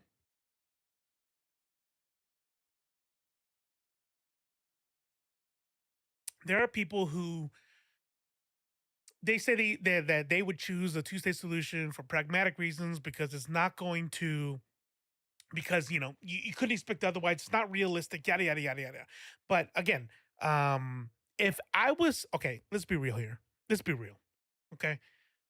If I was only about pragmatism and what I thought was realistic um or what I could think I could affect change on, I would not be a socialist. Okay. Like, I don't think I'm going to see revolution in my lifetime. I don't think that imperialist superpower that is the United States of America is going to fall in my lifetime. So why be a socialist? I'm a socialist because it aligns with my principles. I'm against the genocide because that doesn't align with my principles. And I am for a one state solution because anything else would be misaligned with my principles. A Jewish state for Jewish people is an ethno state and relies on the displacement of indigenous people. I also do not agree with Palestinians who say shit like Israel should go back to where they came from and France, Germany, and all that shit. They should have go somewhere. Nope. I absolutely empathize and know why massive amounts of Jewish people showed up after the fucking Holocaust, right? 6 million Jewish people dead, 20 million plus dead as a whole. Um, of course, of course, Jewish people are going to show back up to Palestine. Why the fuck wouldn't they? How fucking awesome. Did you know? Here's a fun fact for you. Not everybody who showed up. Here's a fucking fun fact for you. This is the message to AIPAC. This is a message to the ADL. Fuck both of them and fuck anybody who says that anti-Zionism is anti-Semitism. You want to know why? Because there are plenty of Jewish people who showed up to the Levant in Palestine as refugees and were not Zionist. They were not Zionist. This idea that they would be wiped out if they were. Did you know that there was Jewish people? There had been Jewish people always in the Palestinian area since the Hebrew kingdoms. Always, they were like 10% before 1918, before 1920. They were like 10%, 8, 9, 10%. Now you know what's weird? When you're only 10% of the population under Arab rule, right? Because the Ottomans were Arab and they had Arab empires before that. You're under Muslim rule. You're only 10% of the population, and yet you were never wiped out. Funny. How, like, I thought that if they ever outnumbered you just by the nature of the savagery of the violence of Arab people, you have to have an ethno state because they would just wipe you out. How did they survive with only 10% of the population? How did they survive in Morocco? There's a whole Jewish community in Morocco. How do they survive in Saudi Arabia? Iraq, Iran? I'm not sure about Iran, but definitely the other ones. When the Zionists took power of the original arriving refugees out of Europe, escaping the Holocaust, escaping pogroms, escaping anti-Semitic violence, Europe didn't want to accept them because they were anti-Semitic. They left Europe because nobody in Europe liked Jewish people. So they said, go down there. Get the fuck on. We don't want you guys here.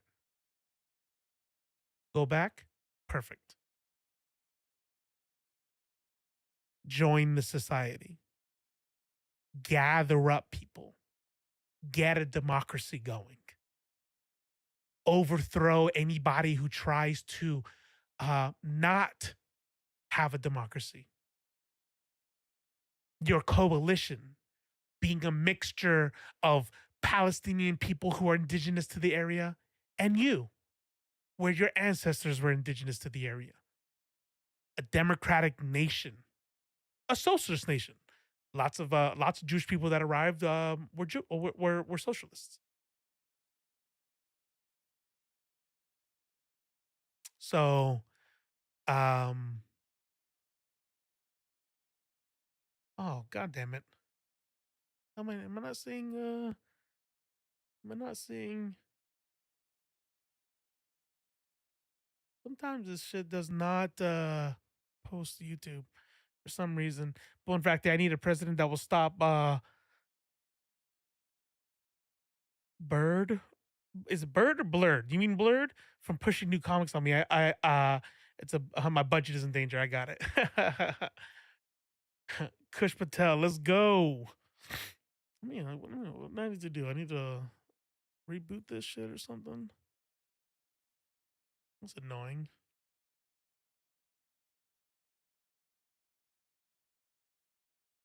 Refresh. There we go. Maybe that'll do it. Here you go. I'm getting YouTube chats again. All right. So yeah. All right. I think we're good. For anybody who missed it, I will that'll be a segment. I'll cut that up and make sure it gets up on the YouTube channel. It really rubbed me the wrong way when Netanyahu spoke at Congress and had the Palestinian soldiers serving in the IDF on display. Ah, damn. Yeah, it's rough. It's rough. Actually, you know what? I want to. I do want to. Before we move on, I'm gonna give you all something that kind of spoke to my heart. When I saw it, I'm like, oh, that was moving. That was moving. The ultimate Gotta make sure this part is up. Boom, boom, boom. Oh, it already was up, so you guys already know what's about to happen. All right. measure of a man. And I think ultimately, the ultimate measure of a man is not where he stands in moments of comfort and moments of convenience, but where he stands in moments of challenge and moments of controversy. And on the civil rights question, however much some will say it, the two issues are tied together. I refuse to be a victim of believing in segregation. I fought too long against segregation in the South and in the North to come to the point now that I'm going to segregate my morality and my principles.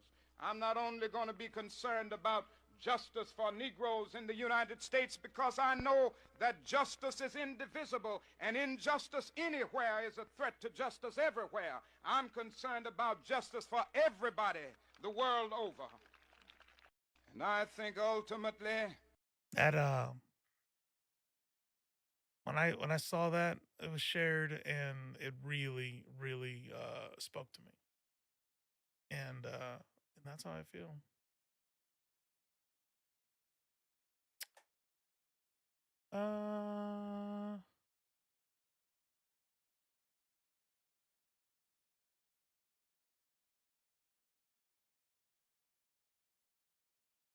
Let's talk shit about Trump. Yeah. It's almost like brain rot. It's almost like let's get the mood up a little bit. Ay. Real quick, I appreciate you all for being respectful, and I appreciate you all for listening to me. I'm not gonna lie, I was a tad nervous. I was a little nervous. Um, I know that there are people who feel very strongly about where they're gonna vote, and honestly, I wasn't sure how it was gonna be received. The fact that I'm not gonna vote for Kamala Harris as it stands right now. But should have had more faith. Appreciate it. Thank you all for understanding and listening. Let's make fun of Trump. So in this clip, Trump is told that Harris is polling well, and he does not like hearing it, which matches everything that we heard when he was in office regarding how he had to be talked to by his advisors, by his staff. Like you couldn't give him bad news or news that disagreed with him. It's Hitler. It's funny. Is this that Hitler dub? No, it's not. It's not a real palate cleanser because it's a real clip, but we still are gonna make fun of him. Just so y'all know, Harris has kind of plateaued off. Around here, around last week or so, she started to gain a little bit. He has like not risen, but he hasn't fallen either, which kind of is a testament to his the consistency of his base. But when you look down here, well, there's two more Trumps that weren't there earlier. So, but look at this. These, by the way, this is not like 538's polling information. This 538 collects polling information. They tell you where they got it. They tell you who sponsored it. They'll tell you if a Republican funded it or a Democrat funded it. It's very, very, very transparent. You cannot really say much about this. Hold on, let me change this. Let me change this old bad boy right here. Scrolling. What the fuck? Oh, idle.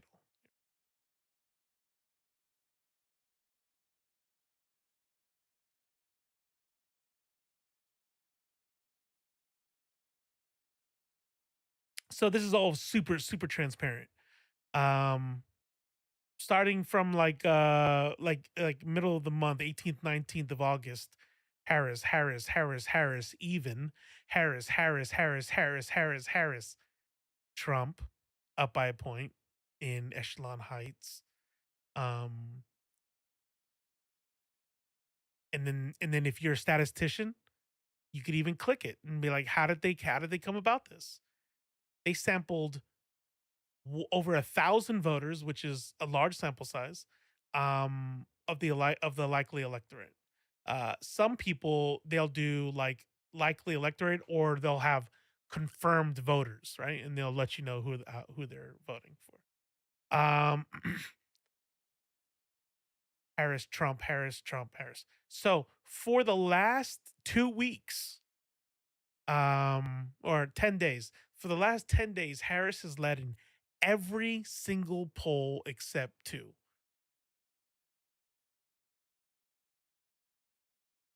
Let's see what Donald Trump has to say about that. Let me ask you this, sir. There's been a huge appeal and momentum for women voters. She's trying to Super quiet. pull the youth vote, the Hispanic vote, So quiet. the black vote back in her direction. Polls show that she's having some success in that at this point. So what are you going to do? What's your strategy to rebuild the momentum that you had with those voters? No, she's not having success. I'm having success. I'm doing great with the Hispanic voters.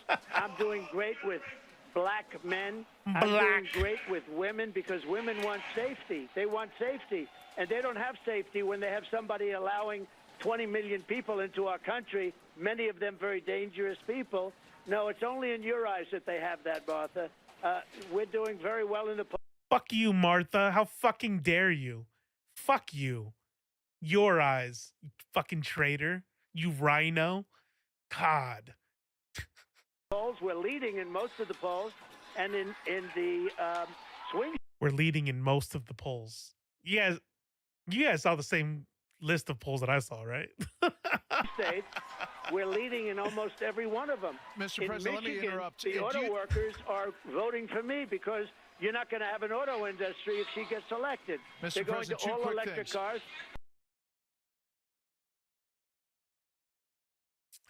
How fucking dare you? um, let's watch Vance be weird.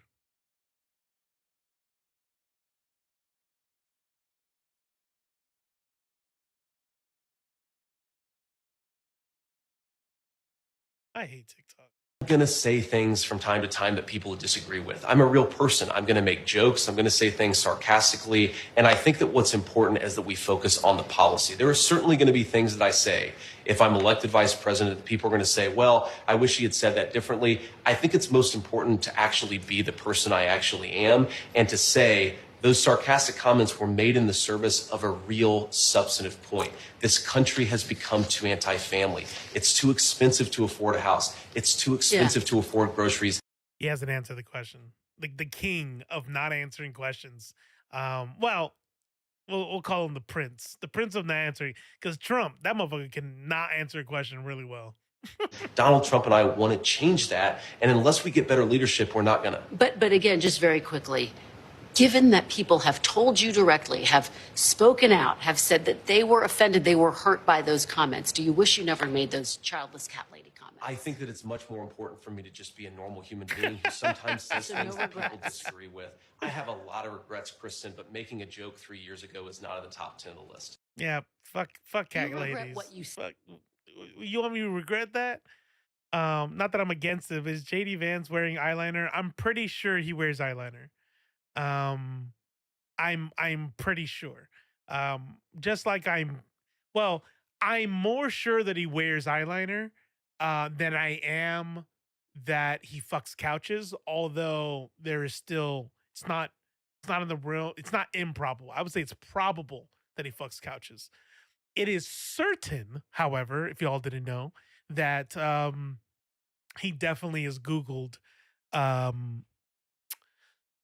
Rule 34 pictures of dolphins and women. Yeah, I should check that out. Did y'all know he wrote the movie Hillbilly? Hillbilly? You can't. I gotta get into this auto mod thing. This thing is all over the place. Somebody said gay, or like it censored gay. I'm like, that's not a bad word. Not here. Yeah, I did recently learn that. And I heard it was a good movie, but then you know what's funny? I kind of want to watch it again, knowing he wrote it, and I think it's going to like be in a different light. It's like, oh, that's why he was talking so much shit about. That's why like the poor people in that movie were like depicted as like, you're here because you're a piece of shit.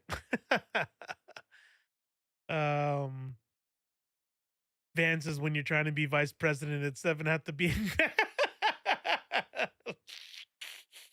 have to be Nightman at 8.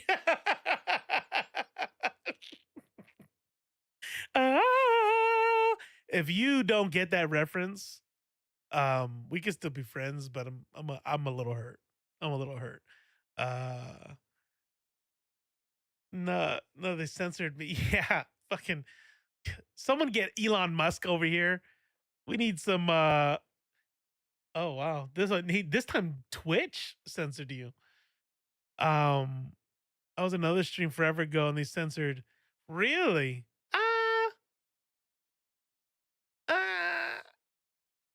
I'm not gonna lie, Touch of Jazz. I feel like I think that's a legit censor.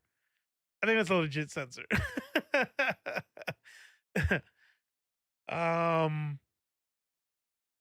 Like I wouldn't use that word, right? So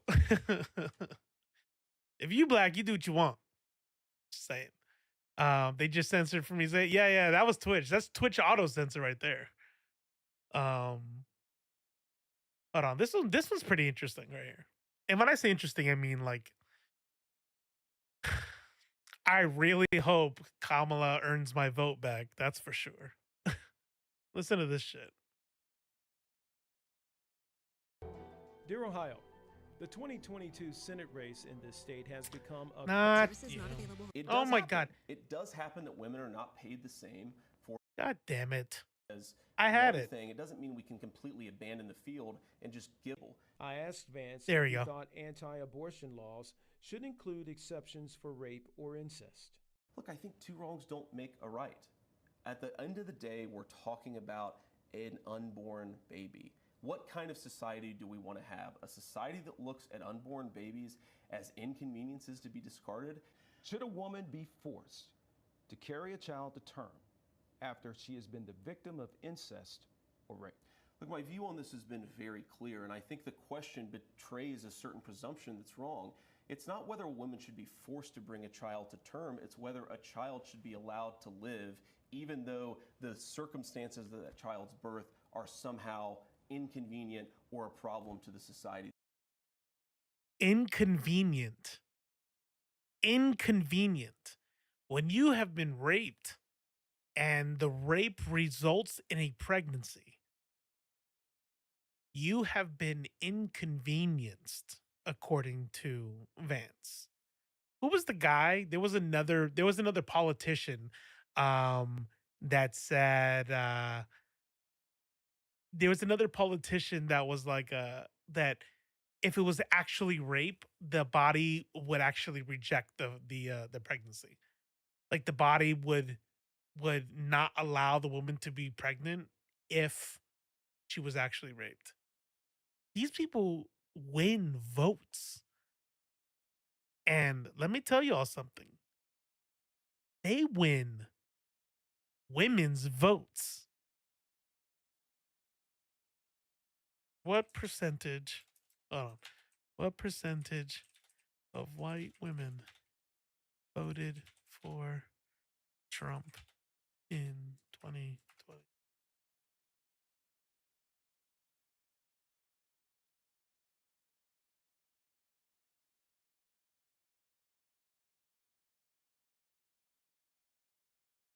Trump women, 42%. It didn't say white women. Oh, white voters.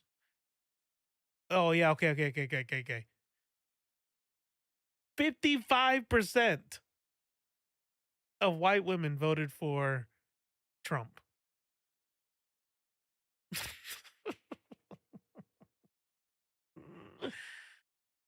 Lord. That is very interesting. That's very interesting. 90% of black women voted for Biden. What's wild is 9% of black women voted for Trump. That's interesting. What's up, Maneater? Welcome back. We're moving on to FD soon. Not that his content is bad. I can only take it in small doses, even the B-size channel, which I like a lot. Oh, what is it about that you need him in small doses? I'm curious. I like him a lot. Listen, he's anti-choice. He doesn't think women should enjoy sex anyway. 100%. They can just shut that whole thing down. Oh my God. They win. Yeah, but how many of them are conservative Christian? Which one? Oh, probably all of them. Hello. Black church is a hell of a drug. Yeah, for sure. Um,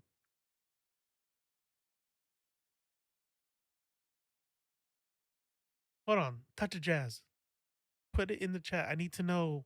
I need to give me like a one sentence like I like FD, but and then the reason why you need them in small doses. Here's the only reason why I'm not challenging you, and it's okay that you can only take them in small doses.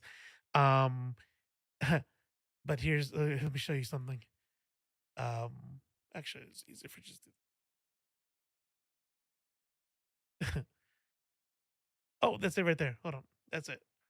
You see this right here? I'm with the culture feeling, the full story of Kendrick Lamar versus Drake. This video is 3 hours and 23 minutes. I watched every minute of that. Every minute. He does do small doses. It's called B-sides. I'm a fan. I'm actually my criticism of him is I think he goes too hard, in my personal opinion, of a lot of people on the left, the online left. he kind of does the same thing I hear from Vosh. There's always like this online left that they get so like irritated with. I'm like, you guys are the online left. We're all online. Calm the fuck down. Just be more specific at the people you're mad at. I hate the way that they call everything the online left.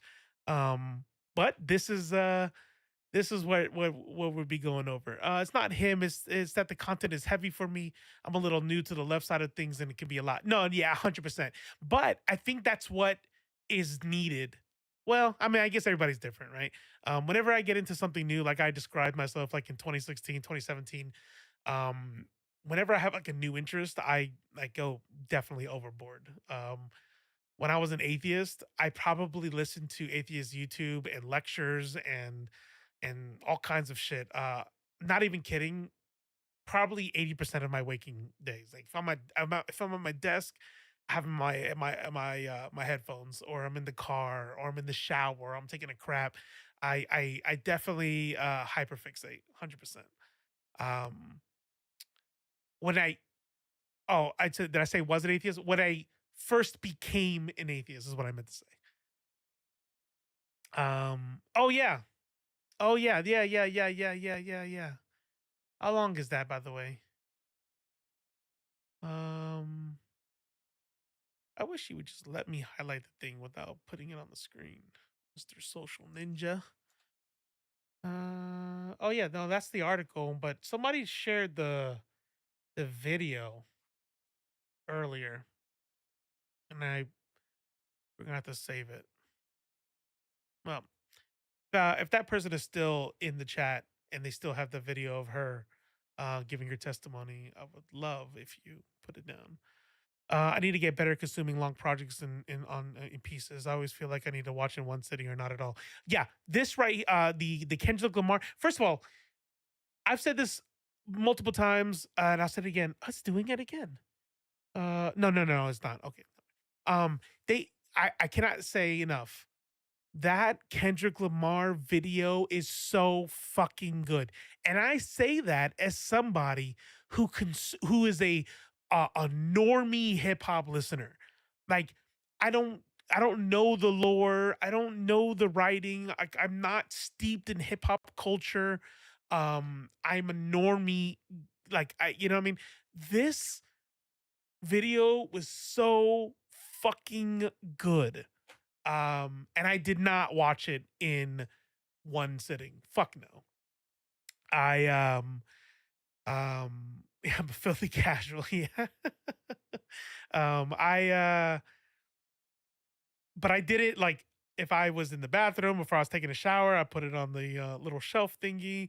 If I was commuting, if I had to drive somewhere, I was playing it. So I would say it took me about 3 or 4 days to finish. Oh, I did the biggest chunk while I was doing the lawn. So I was mowing the lawn, and that takes me a couple hours, and I probably knocked out an hour and a half, hour 45 of it. Also, I'm not gonna lie, him going in on Drake so hard is kind of cringe. But he put out a video of him riding. You know, I promise you need to watch this video then. He breaks down a lot about some lore around Drake that when I was done, I was very like, now I get it. Now I get it. Yeah. So let's check this out. Not gonna have fun with this one. We're not gonna have fun with this one. It is what it is, but can't have fun all the time. I wrote a script for this. I'm looking right at it, but it feels inadequate.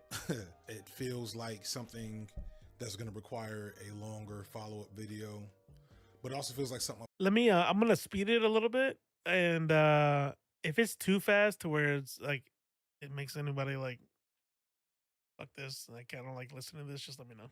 I've talked about so many times, it's just frustrating, but here we are. So everybody knows that Joe Biden dropped out of the presidential race, and that Kamala Harris took his place, and we've seen a very surprising shift in attitudes toward electoral politics from a lot of online left-leaning, starting at just general liberals going further left attitudes since Kamala came to the forefront. And that's created an interesting and concerning and very volatile conversation around what leftists should be doing in this American election. If you ask me, the gap between what to expect in a Kamala Harris presidency and what to expect in a Joe Biden presidency is not all that big. And if you were resigned to not voting for Joe Biden on the basis of certain principles, history tells us you probably should feel the same way about Kamala Harris. However, Kamala is not Joe Biden.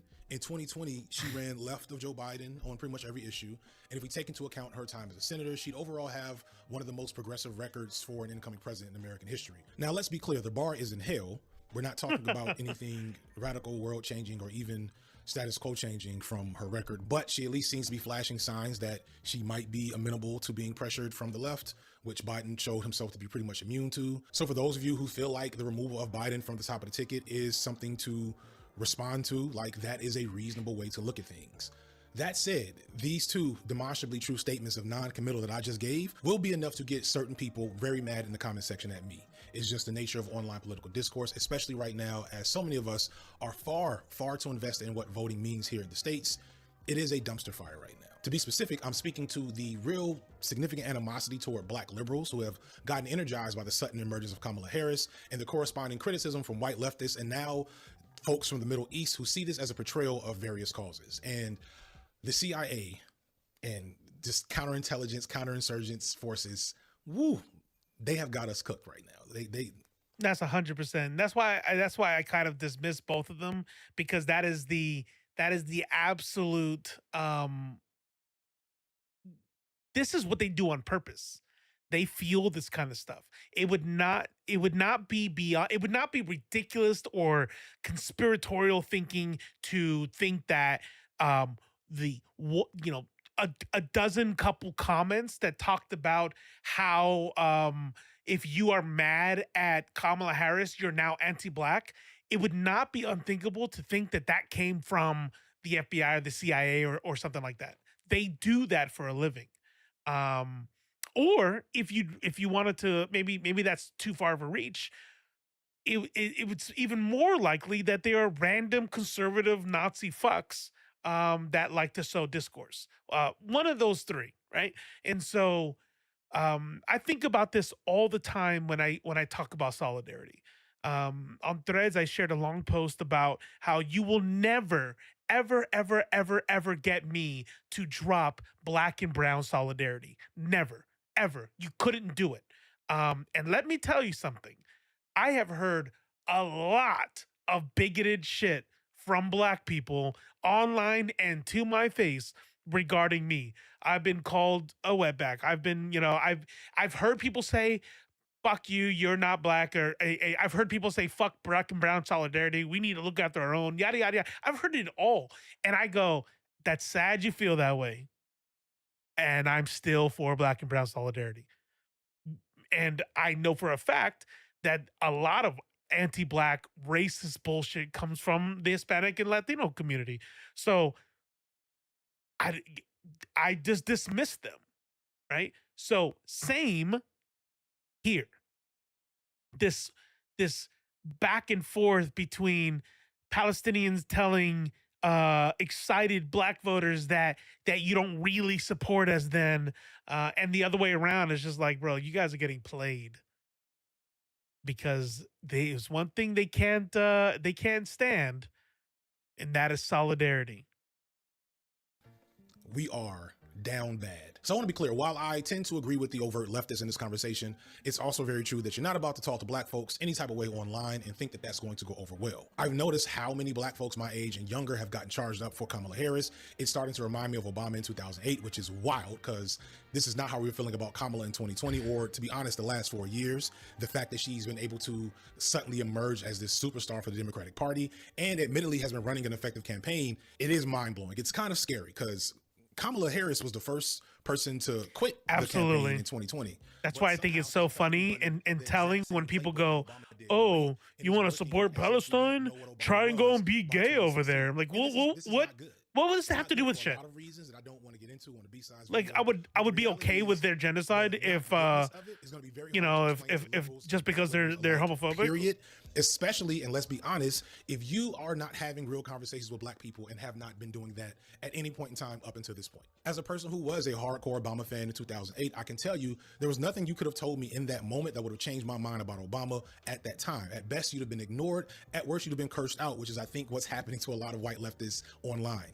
But beyond the white leftists, who I'll get back to in a second, this is also happening between black folks, black liberals in America, along with some black folks in places like the Congo and Middle Eastern folks in Palestine, Lebanon, that have been perpetual but invisible victims of American imperialism for generations, places that Obama himself bombed and drone struck relentlessly while he was president. From a purely political standpoint, I stand with the victims of American imperialism and have no real allegiance to America's behavior overseas. And although I completely recognize that a Trump presidency will be worse for everyone, I also completely understand the fear and frustration that some folks outside of the US have at seeing us start stand accounts for a presidential candidate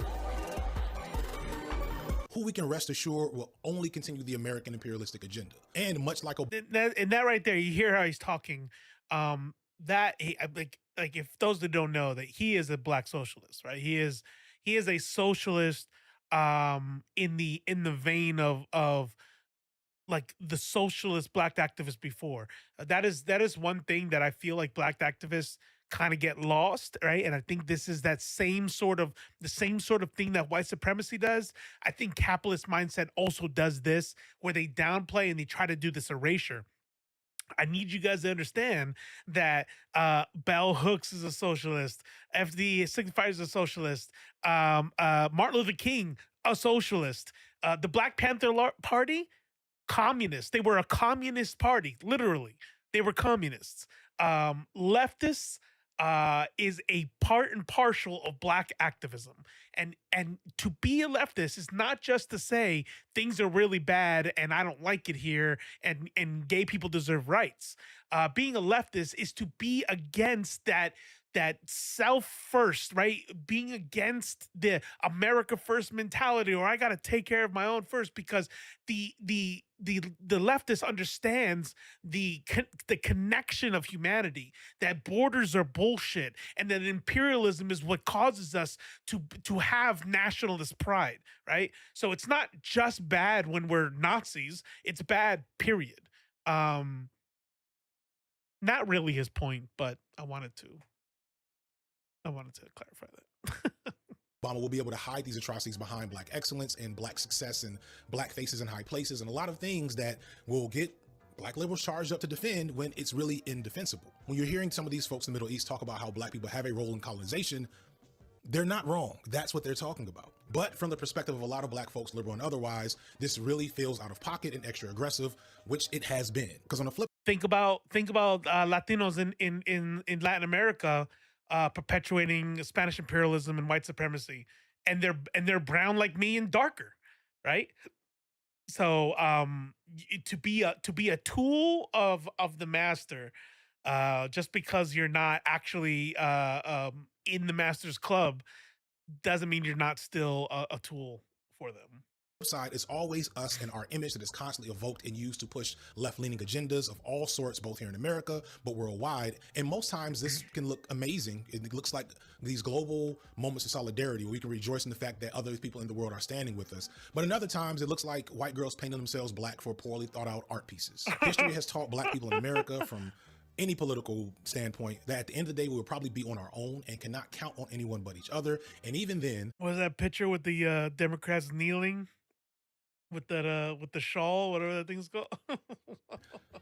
I mean, if you look at like the Black Lives Matter organization and what that did, you can't even count on black folks sometimes. And that's really frustrating because it's a reminder of how virulent and ever-present anti-blackness is and how it comes out so quickly and reflexively. As soon as any given person that considers himself an ally has a problem with something a black person said or did, the anti-blackness is just like, it's like Tourette syndrome. Like it just comes right out. And it makes you feel like none of these people are actually allies, even when they are acting in an allyship role, because why is that so easy for you to fall back into? Coming back to the CIA role in this, Why are black folks getting the attention for the newfound support for Kamala Harris? We are not the driving force behind American politics. We are 13% of the population, maybe 5% of the electorate. Like, the fact that black people and Congolese people and Palestinian people are fighting each other online right now is the most ass backwards and heartbreaking thing I've seen online in a while. And it shows the flaws in the medium of social media as a tool for seeking liberation or even just educating on certain topics. But it's not just the medium, like, it's us, it's y'all. Like, the way y'all act and think when it comes to these platforms, it don't work. It's not working, and something needs to change. I've said in so many videos that these platforms are designed explicitly to minimize informed and useful discourse and maximize hot takes and abrasiveness. A lot of good education and communication is possible, but it constantly has to fight for space with the most ridiculous and misguided messages ever. The type of nuance and care and insight. Or it's clickbait, or it's like how attractive is your thumbnail. It's never about the substance, because YouTube is really just about one thing, and that's getting paid, period. Right, that this conversation needs, it's not going to happen in a 60-second TikTok video, or even a hour-long YouTube video is only going to scratch the surface. And don't get me, This dude said an hour-long YouTube video. FD, come on. we started on fucking Twitter. Like, when I think about the dude, Nacho Supremo, I don't know this dude's name. You know who I'm talking about. That's getting drugged. He was probably the first person of a significant size to get drugged for his response to Kamala Harris. You're not voting for the cop. You need to vote for the cop, because it's the cop's turn to be president. I imagine that had he not been content brained, that he'd have responded differently up front, and then when he was brought to the table to say, hey, this wasn't cool. I think in a situation where people get a chance to have actual conversations that don't have to be consumed through this medium, people tend to come off way better. Yeah. But you have to have pithy, like, soundbite content that also somehow is supposed to speak to these complex and big brain political ideologies. You have to squeeze and flatten them into, fucking Burger King sandwiches. Like, it's, and then we respond to these. But that's the case with online discourse, period. And I will agree with that. And you know what's a good example is on Nerds of Culture the last time, not this past Nerds of Culture, but the one before that. Remember, and I can't remember the name right now, but the guy who had a problem with me saying that the ancient Egyptians were not black. Or they were not black the whole time, right? So they did have the Nubian Empire rule and all that. And I promise you, if that dude was a guy on Twitter and I was just another guy on Twitter saying that, that conversation would not have went down the way it did. But because the relationship with me as a host of the show that he's a fan of, so that they were giving each other this benefit of the doubt, we're treating each other like humans. And then when he came into the chat, because we do a call-in, by the way, if you guys don't know, we do call-ins now at the end of Nerds of Culture. If anybody here is not a regular watcher of Nerds of Culture already, we do call-ins at the end. So if you ever wanted to argue or have a question or something like that. But it's hear the way that we talk to each other then, right? Like adults, like we're running. No one's trying to dunk on the next person. That never happens online. Flattened. Well, I won't say never, but it happens less often. Commodified, optimized for content consumption, like, share, and subscribe messages around these politics as if it's the real message, as if it's the massive text that the messaging was developed from, or the years-long study and, like, organizing work and community work that all this stuff really is supposed to lead to. We make it just this, and this doesn't do much of anything except for create the environment for what's happening right now. And because the hot take version of these politics is what it's shared, is what builds platforms, people are incentivized to behave in the most non-productive ways. And we gotta stop. We gotta stop. I really want folks to just step away from the keyboard and go to your own tangible communities, IRL if possible, but online in smaller pockets if necessary, and focus on work and education and communication that can be done there. Because this situation happening right now has PSYOP written all over it. And part of me feels... So earlier today, I was arguing with somebody on Threads about my position. I was going back and forth. If you guys want me to, if I didn't expand enough on my position, um, then go to my Threads because I definitely have a lot to say. And one of the things they said was like, "Oh, so you're not gonna vote? You're just gonna throw it away and give it all to Trump?" I'm like, it kind of like it shouldn't have surprised me because it was me, like, not that very long ago, but it's like, do you guys think that voting is activism? Do you think, like, there's, like, some revolutionary act behind voting? There is so much to do to get out there, to be a part of the community, to organize, to be a part of people's organizations, to protest, to canvas, to there's a lot of things you can do. You can volunteer. Um, Voting is not activism, and I wish more people did understand that. This because unironically, this again all started with white leftists, as these things tend to do, and that's a bugaboo that I've had forever because it feels Yeah, like so many fast white food leftists information, barely yeah. know how to effectively communicate with each other in like useful and effective ways. And I don't know what in the world made them think that some of these statements and videos were going to go over well with black people, especially black liberals, like who who we have to do work to communicate with effectively. Like, oh, way back in the Ally video, my homegirl, Dr. Candace Hargis, made a comment about, like, do you want to have progress or do you want to be correct? You know what I'm saying? Like, folks are really caught up on being technically correct as opposed to building coalition and community and coming up with strong responses to conflicts and issues. Folks are more interested in style points and pithy comebacks and aren't considering how they sound and come off and whether or not they've actually done anything to help the situation. We live in an online world where everyone is trying to have a monologue written by Aaron Sorkin. If you don't know who Aaron Sorkin is, he's a TV writer who's written some great films and TV shows over the years, like Social Network and A Few Good Men. And he's really, really good at something that I think has like brainwormed so many people on the left. The grandstanding, put them in their place, owned by facts and logic monologue moment. You know, that's why so many of these videos are such and such destroys conservative over abortion bill. Like that term, that word, destroy, that's an Aaron Sorkin thing. No, I'm going to hold you to an answer on that. What makes America the greatest country in the world? What about the people? Why is America Not the greatest country in the world, Professor. That's my answer. Let's talk about Sharon. Do you know how many people shared this scene? Like, this has to be one of the most shared TV scenes um on Facebook. It has to have a record or something. Uh the second one is the one dude who says he's on this fake news thing and he's like, "Oh, people get offended by the N-word. It's just a word." And he's like, "Oh, then say it. Say it." Like, and so many people thought it was real. Like, it's from a show. It's not real. The NEA is a loser. Yeah, it accounts for a penny out of our paycheck, but he gets to hit you with it anytime he wants. It doesn't cost money. It costs votes. It costs airtime and column inches. You know why people don't like liberals? Because they lose. Sorority girl, just in case you accidentally wander into a voting booth one day, there's some things you should know. And one of them is there is absolutely no evidence to support the statement that we're the greatest country in the world. We're 7th in literacy, 27th in math, 22nd in science, 49th in life expectancy, 178th in infant mortality. The idea that somebody who wasn't a liberal would be rattling this off like this is so funny. Very, very TV land. 3rd in median household income, number 4 in labor force, and number Like, specifically, not definitely him, right? Because I think that's just the nature of some of these conversations. But the goal of having your Aaron Sorkin moment has made people stop being empathetic and effective and clear and concise with the issues and things we're trying to communicate.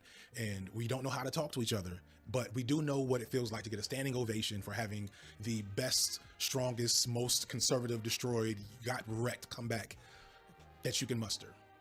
Moments like that make for excellent TV, and they're cathartic. When an issue or topic is bothering you and someone who you see as intelligent and witty and well-learned can like nail the issue and nail exactly what you're feeling, that's cathartic. You want to hear. Yeah, no, that's a good point, Jez. It's actually no kidding how well, I don't know. I do like to argue. But it's kind of how I've decided that I want my Threads account to go. I want it to be more about sharing information so that my account becomes more about being up to date on current events, or you know, think about like a speech somebody did, or I mean, I guess motivation, but that seems uh, a little full of myself. But I definitely hear what you're saying. Someone you trust break something like that down. I get it. I'm good at this job for a reason. But you forget, people are forgetting that after you finish clapping at the awesome way that I or some other talking head broke down the issue is still there. And it's quite possible that what I said or someone else said hasn't brought us any closer to addressing that issue, especially if I spend more time being glib than being an effective communicator. I've said so many times, and I'll say it again, the forces behind these mediums do not care about anything but engagement. And if you do not resist the urge to engage and share rage bait, you are doing harm. You're doing harm. You're making things worse, possibly spreading that, in fact. The concept of leftist infighting. And if you'd like for me to elaborate, go check out my 3.5-hour video like having conversations on the online leftist. Conflict. I get where we disagree. And I know more than a few leftists that I wouldn't trust to do much of anything in any situation in my personal or like community life space. But I've learned that making content around that is just as bad. And so like here.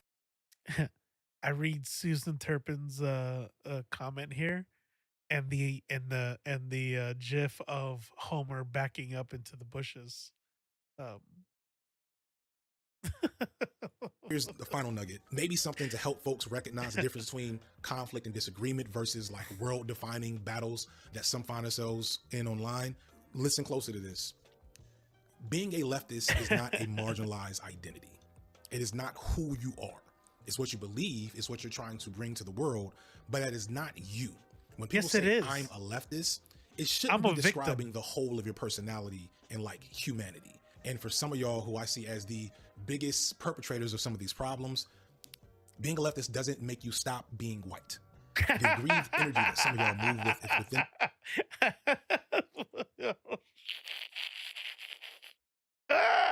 So hold on, let me listen. Let me get look. I haven't tried to get canceled in a while. Hold on. I wanna make sure. Oh wait, there we go. Let's go over here. I'm gonna make this guy come here. I need that in the. Hold on.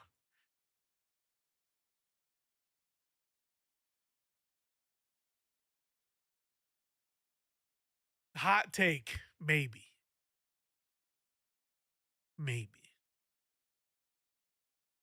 Some of the most annoying ass people I have come across on my side, on our side of the aisle. There is a very consistent theme among them. They are almost always femme presenting NBs, assigned female at birth, that are white and somehow also Jewish and Cherokee, and actually I'm a woman of color. My grandpa's black, and there is something to white women and white femmes that really the leftists, right, really are like, I am a marginalized class, and it's really, I mean, they are as women, or as, even if they're femme presenting, but they can't just saying. Just saying. White woman, fuck no, can't say that. A white woman is the mother of my children. And you, Susan, you don't suck. We love you. Being a leftist doesn't make you stop being white. The aggrieved energy that some of y'all move with is within this space, and the way y'all operate, the way y'all talk to people, the defensiveness when you're called out or even called in, the absence of just self-awareness and critical thinking, and the things y'all say to motherfuckers in the comment section, y'all need to show the fuck out. And shut the fuck up. It's not good. Stop. Let me and other people who are connected to this black liberal space handle that. You all do not, unless you know them folks for real, unless you're gonna have a conversation for real, you might want to avoid making content about it or expect to just throw oil on the fire. What I'm trying to get at is that some of y'all argue and respond to disagreement and criticism with the same level of tact and decorum as like the Barbs or like NBA Twitter. No. Oh my goodness, Valentine! Or weebs arguing about anime. And this shit's way deeper than that. And I just need people to have more self-control so that we don't have black liberals and Palestinians being the face of this conflict for a week. That is a tragedy. Black youth are dying in the streets. Black women are dying during childbirth. Americans everywhere cannot afford housing, healthcare. Trans kids are dying through. Okay, Susan, you're one of the good ones. We get it. Jeez, see? Always wanted to be the center. God. Stigma and marginalization. Congolese children are dying from pestilence and having to be ousted from their homes, and Palestinian children are being bombed as I speak. And there is nothing you can immediately do to stop any of those things from happening. Most of you, there's not anything you can do right now when this video is over. And any work you actually do, which you should, will only produce results in maybe weeks, more likely months, or even years. That's the reality of how deep the problems are. And I get it that you can get a feeling of catharsis by leaving a mean comment or a response video on someone's TikTok. And as 100%. Good as that might make you feel in the moment, it really only makes things worse. Very few things change from that type of interaction. It's just harmful in the end. And that goes for everyone involved, whether I mostly agree with you or not. We have to have more discipline and focus on these platforms when it comes to serious shit. Because otherwise, from my perspective, this is all my opinion, this shit is a waste of time. I don't know, FD. I don't know. I think there's space to shit on people. I don't know if everybody needs to be treated with diplomatic respect. Oh man, I'm almost out. Where am I? I am out.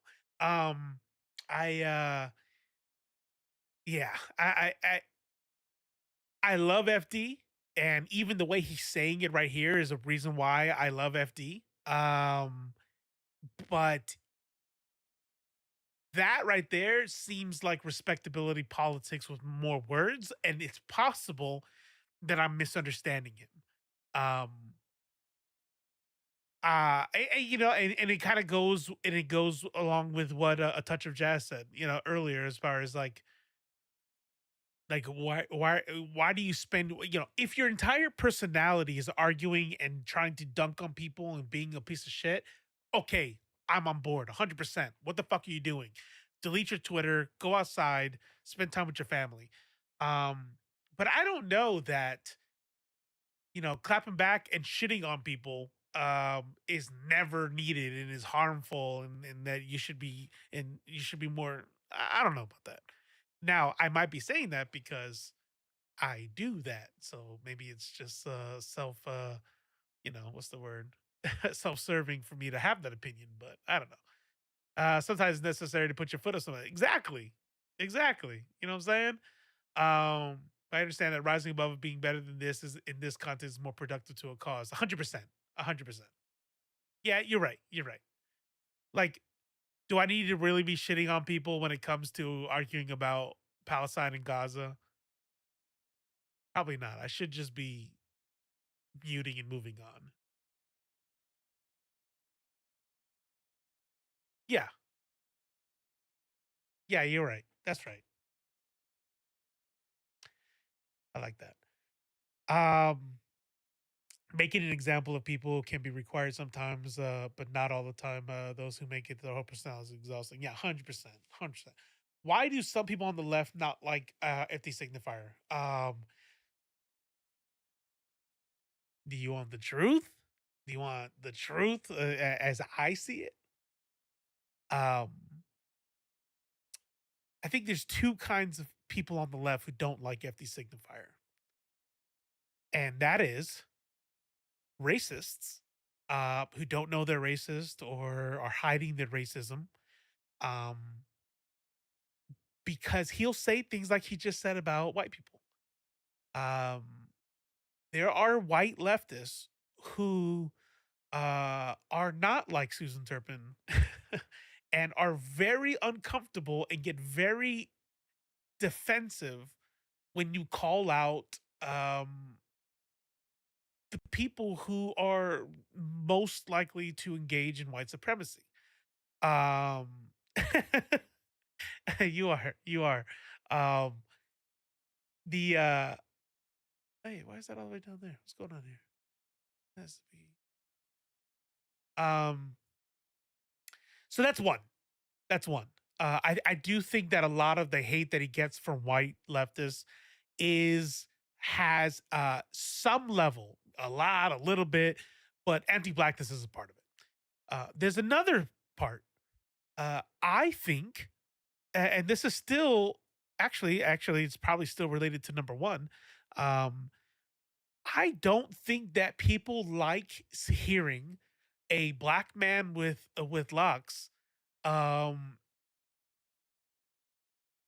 speak with such confidence academically, right? Like take the way that I talk, right? So whenever I'm here and I'm streaming and I present information, I do not ever present it as if I'm the expert, like I'm right.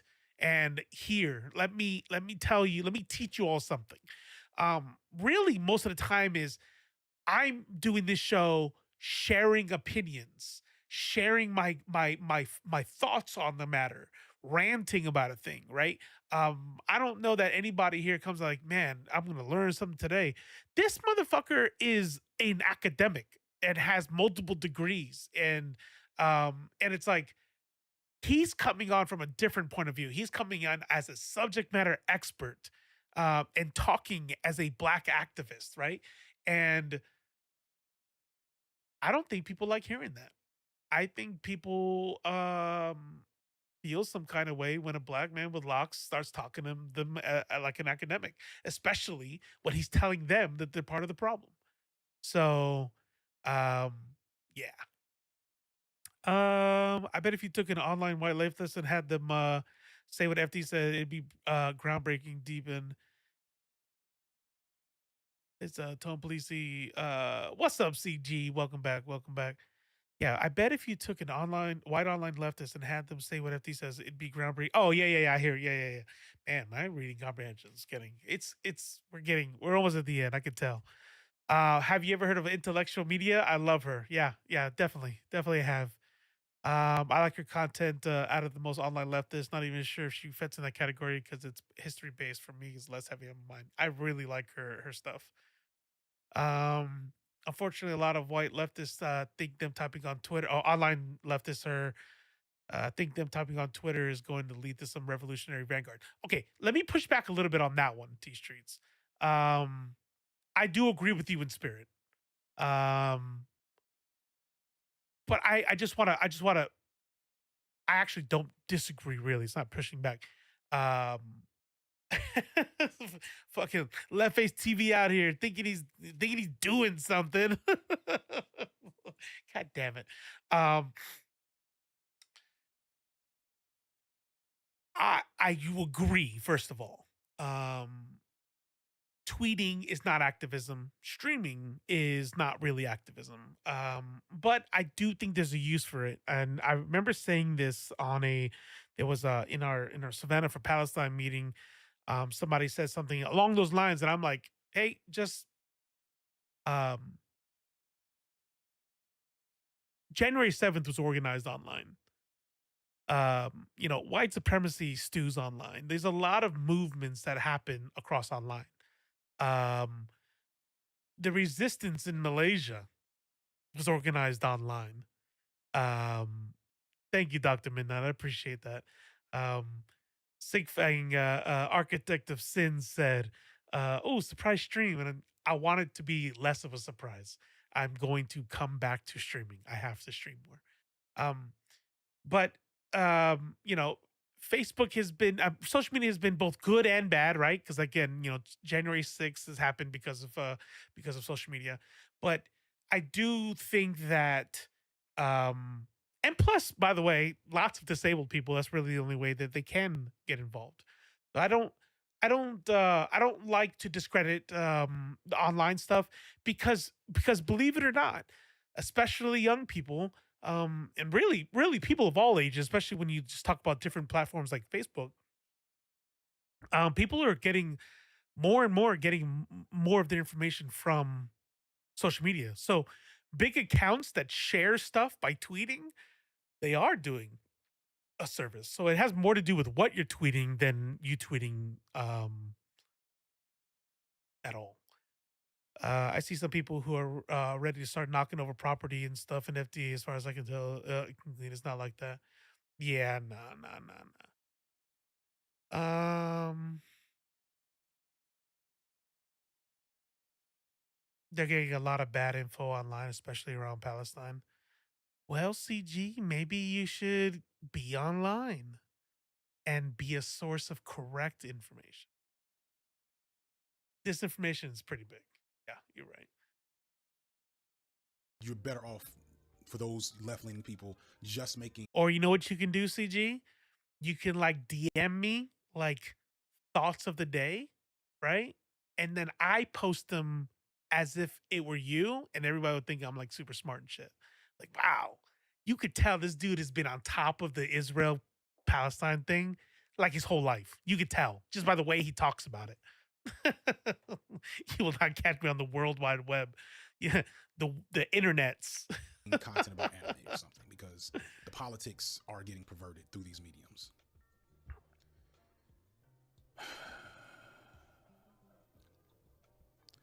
Today's video is sponsored by Ground News.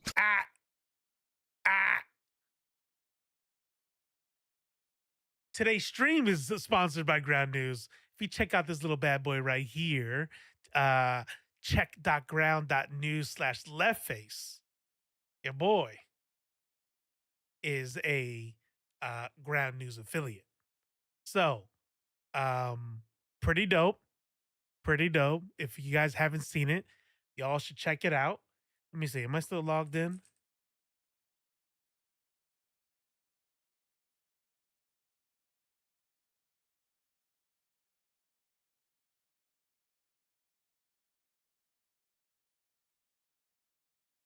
All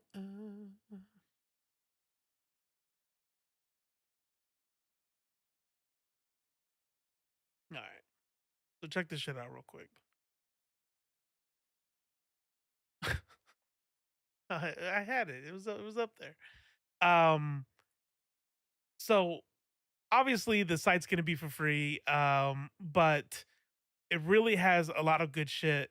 Like for example, I can come over here, click the blind spot, and it'll go down. And it's not just an aggregator, right? Just throwing a bunch of random shit at you.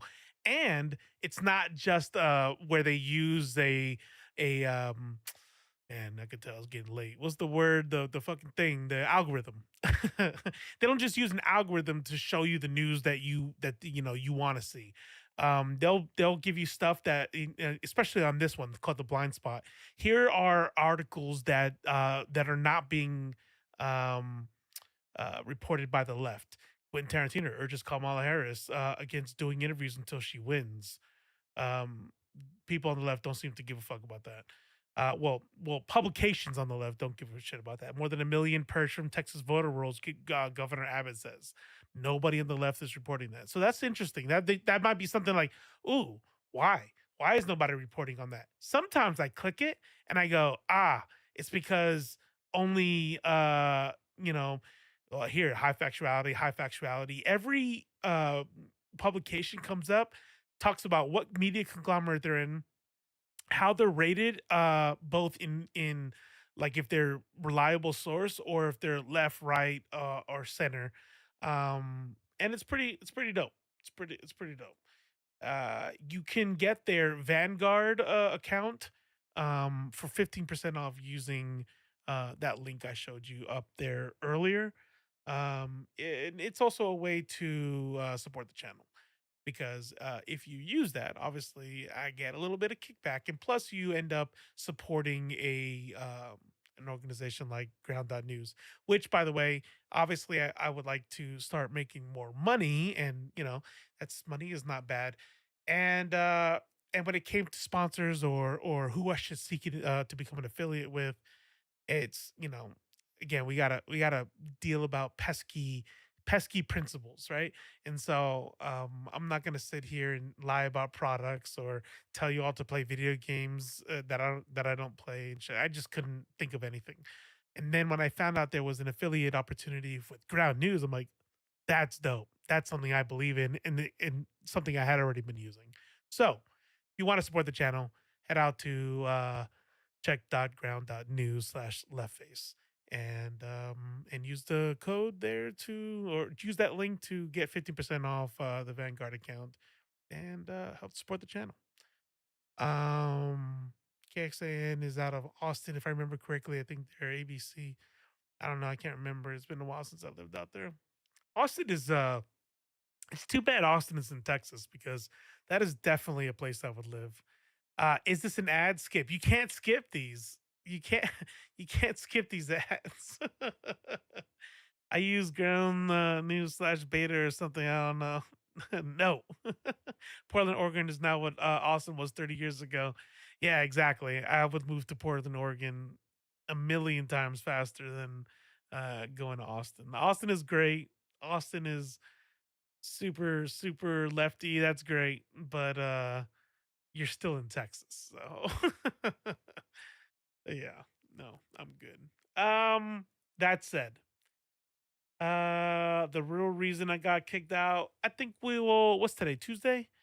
So that means tomorrow. No, today's Monday. So we got 2 more days of streaming until Nerds of Culture. So I think tomorrow we'll we'll look at the Hassan Piker video for how why he got kicked out of the DNC. And just so you all know, I do have a Discord for those who don't know. And there is a channel in there called Topic Suggestions. So if you have any suggestions, then you know, throw some stuff in there. Because I don't have a team. I don't have a team like Majority Report or these people that pay people to go scan things to talk about and find out what's trending. I got to do all that by myself. So if you guys would like to help, you could throw topics in there, and that would be dope. Either way, thank you all so much for being here, for being dope ass compadres, and I love you all. Remember to take care of everyone else, but don't forget to take care of yourself as well. Hydrate, and I will see you all tomorrow night around 7. Adios.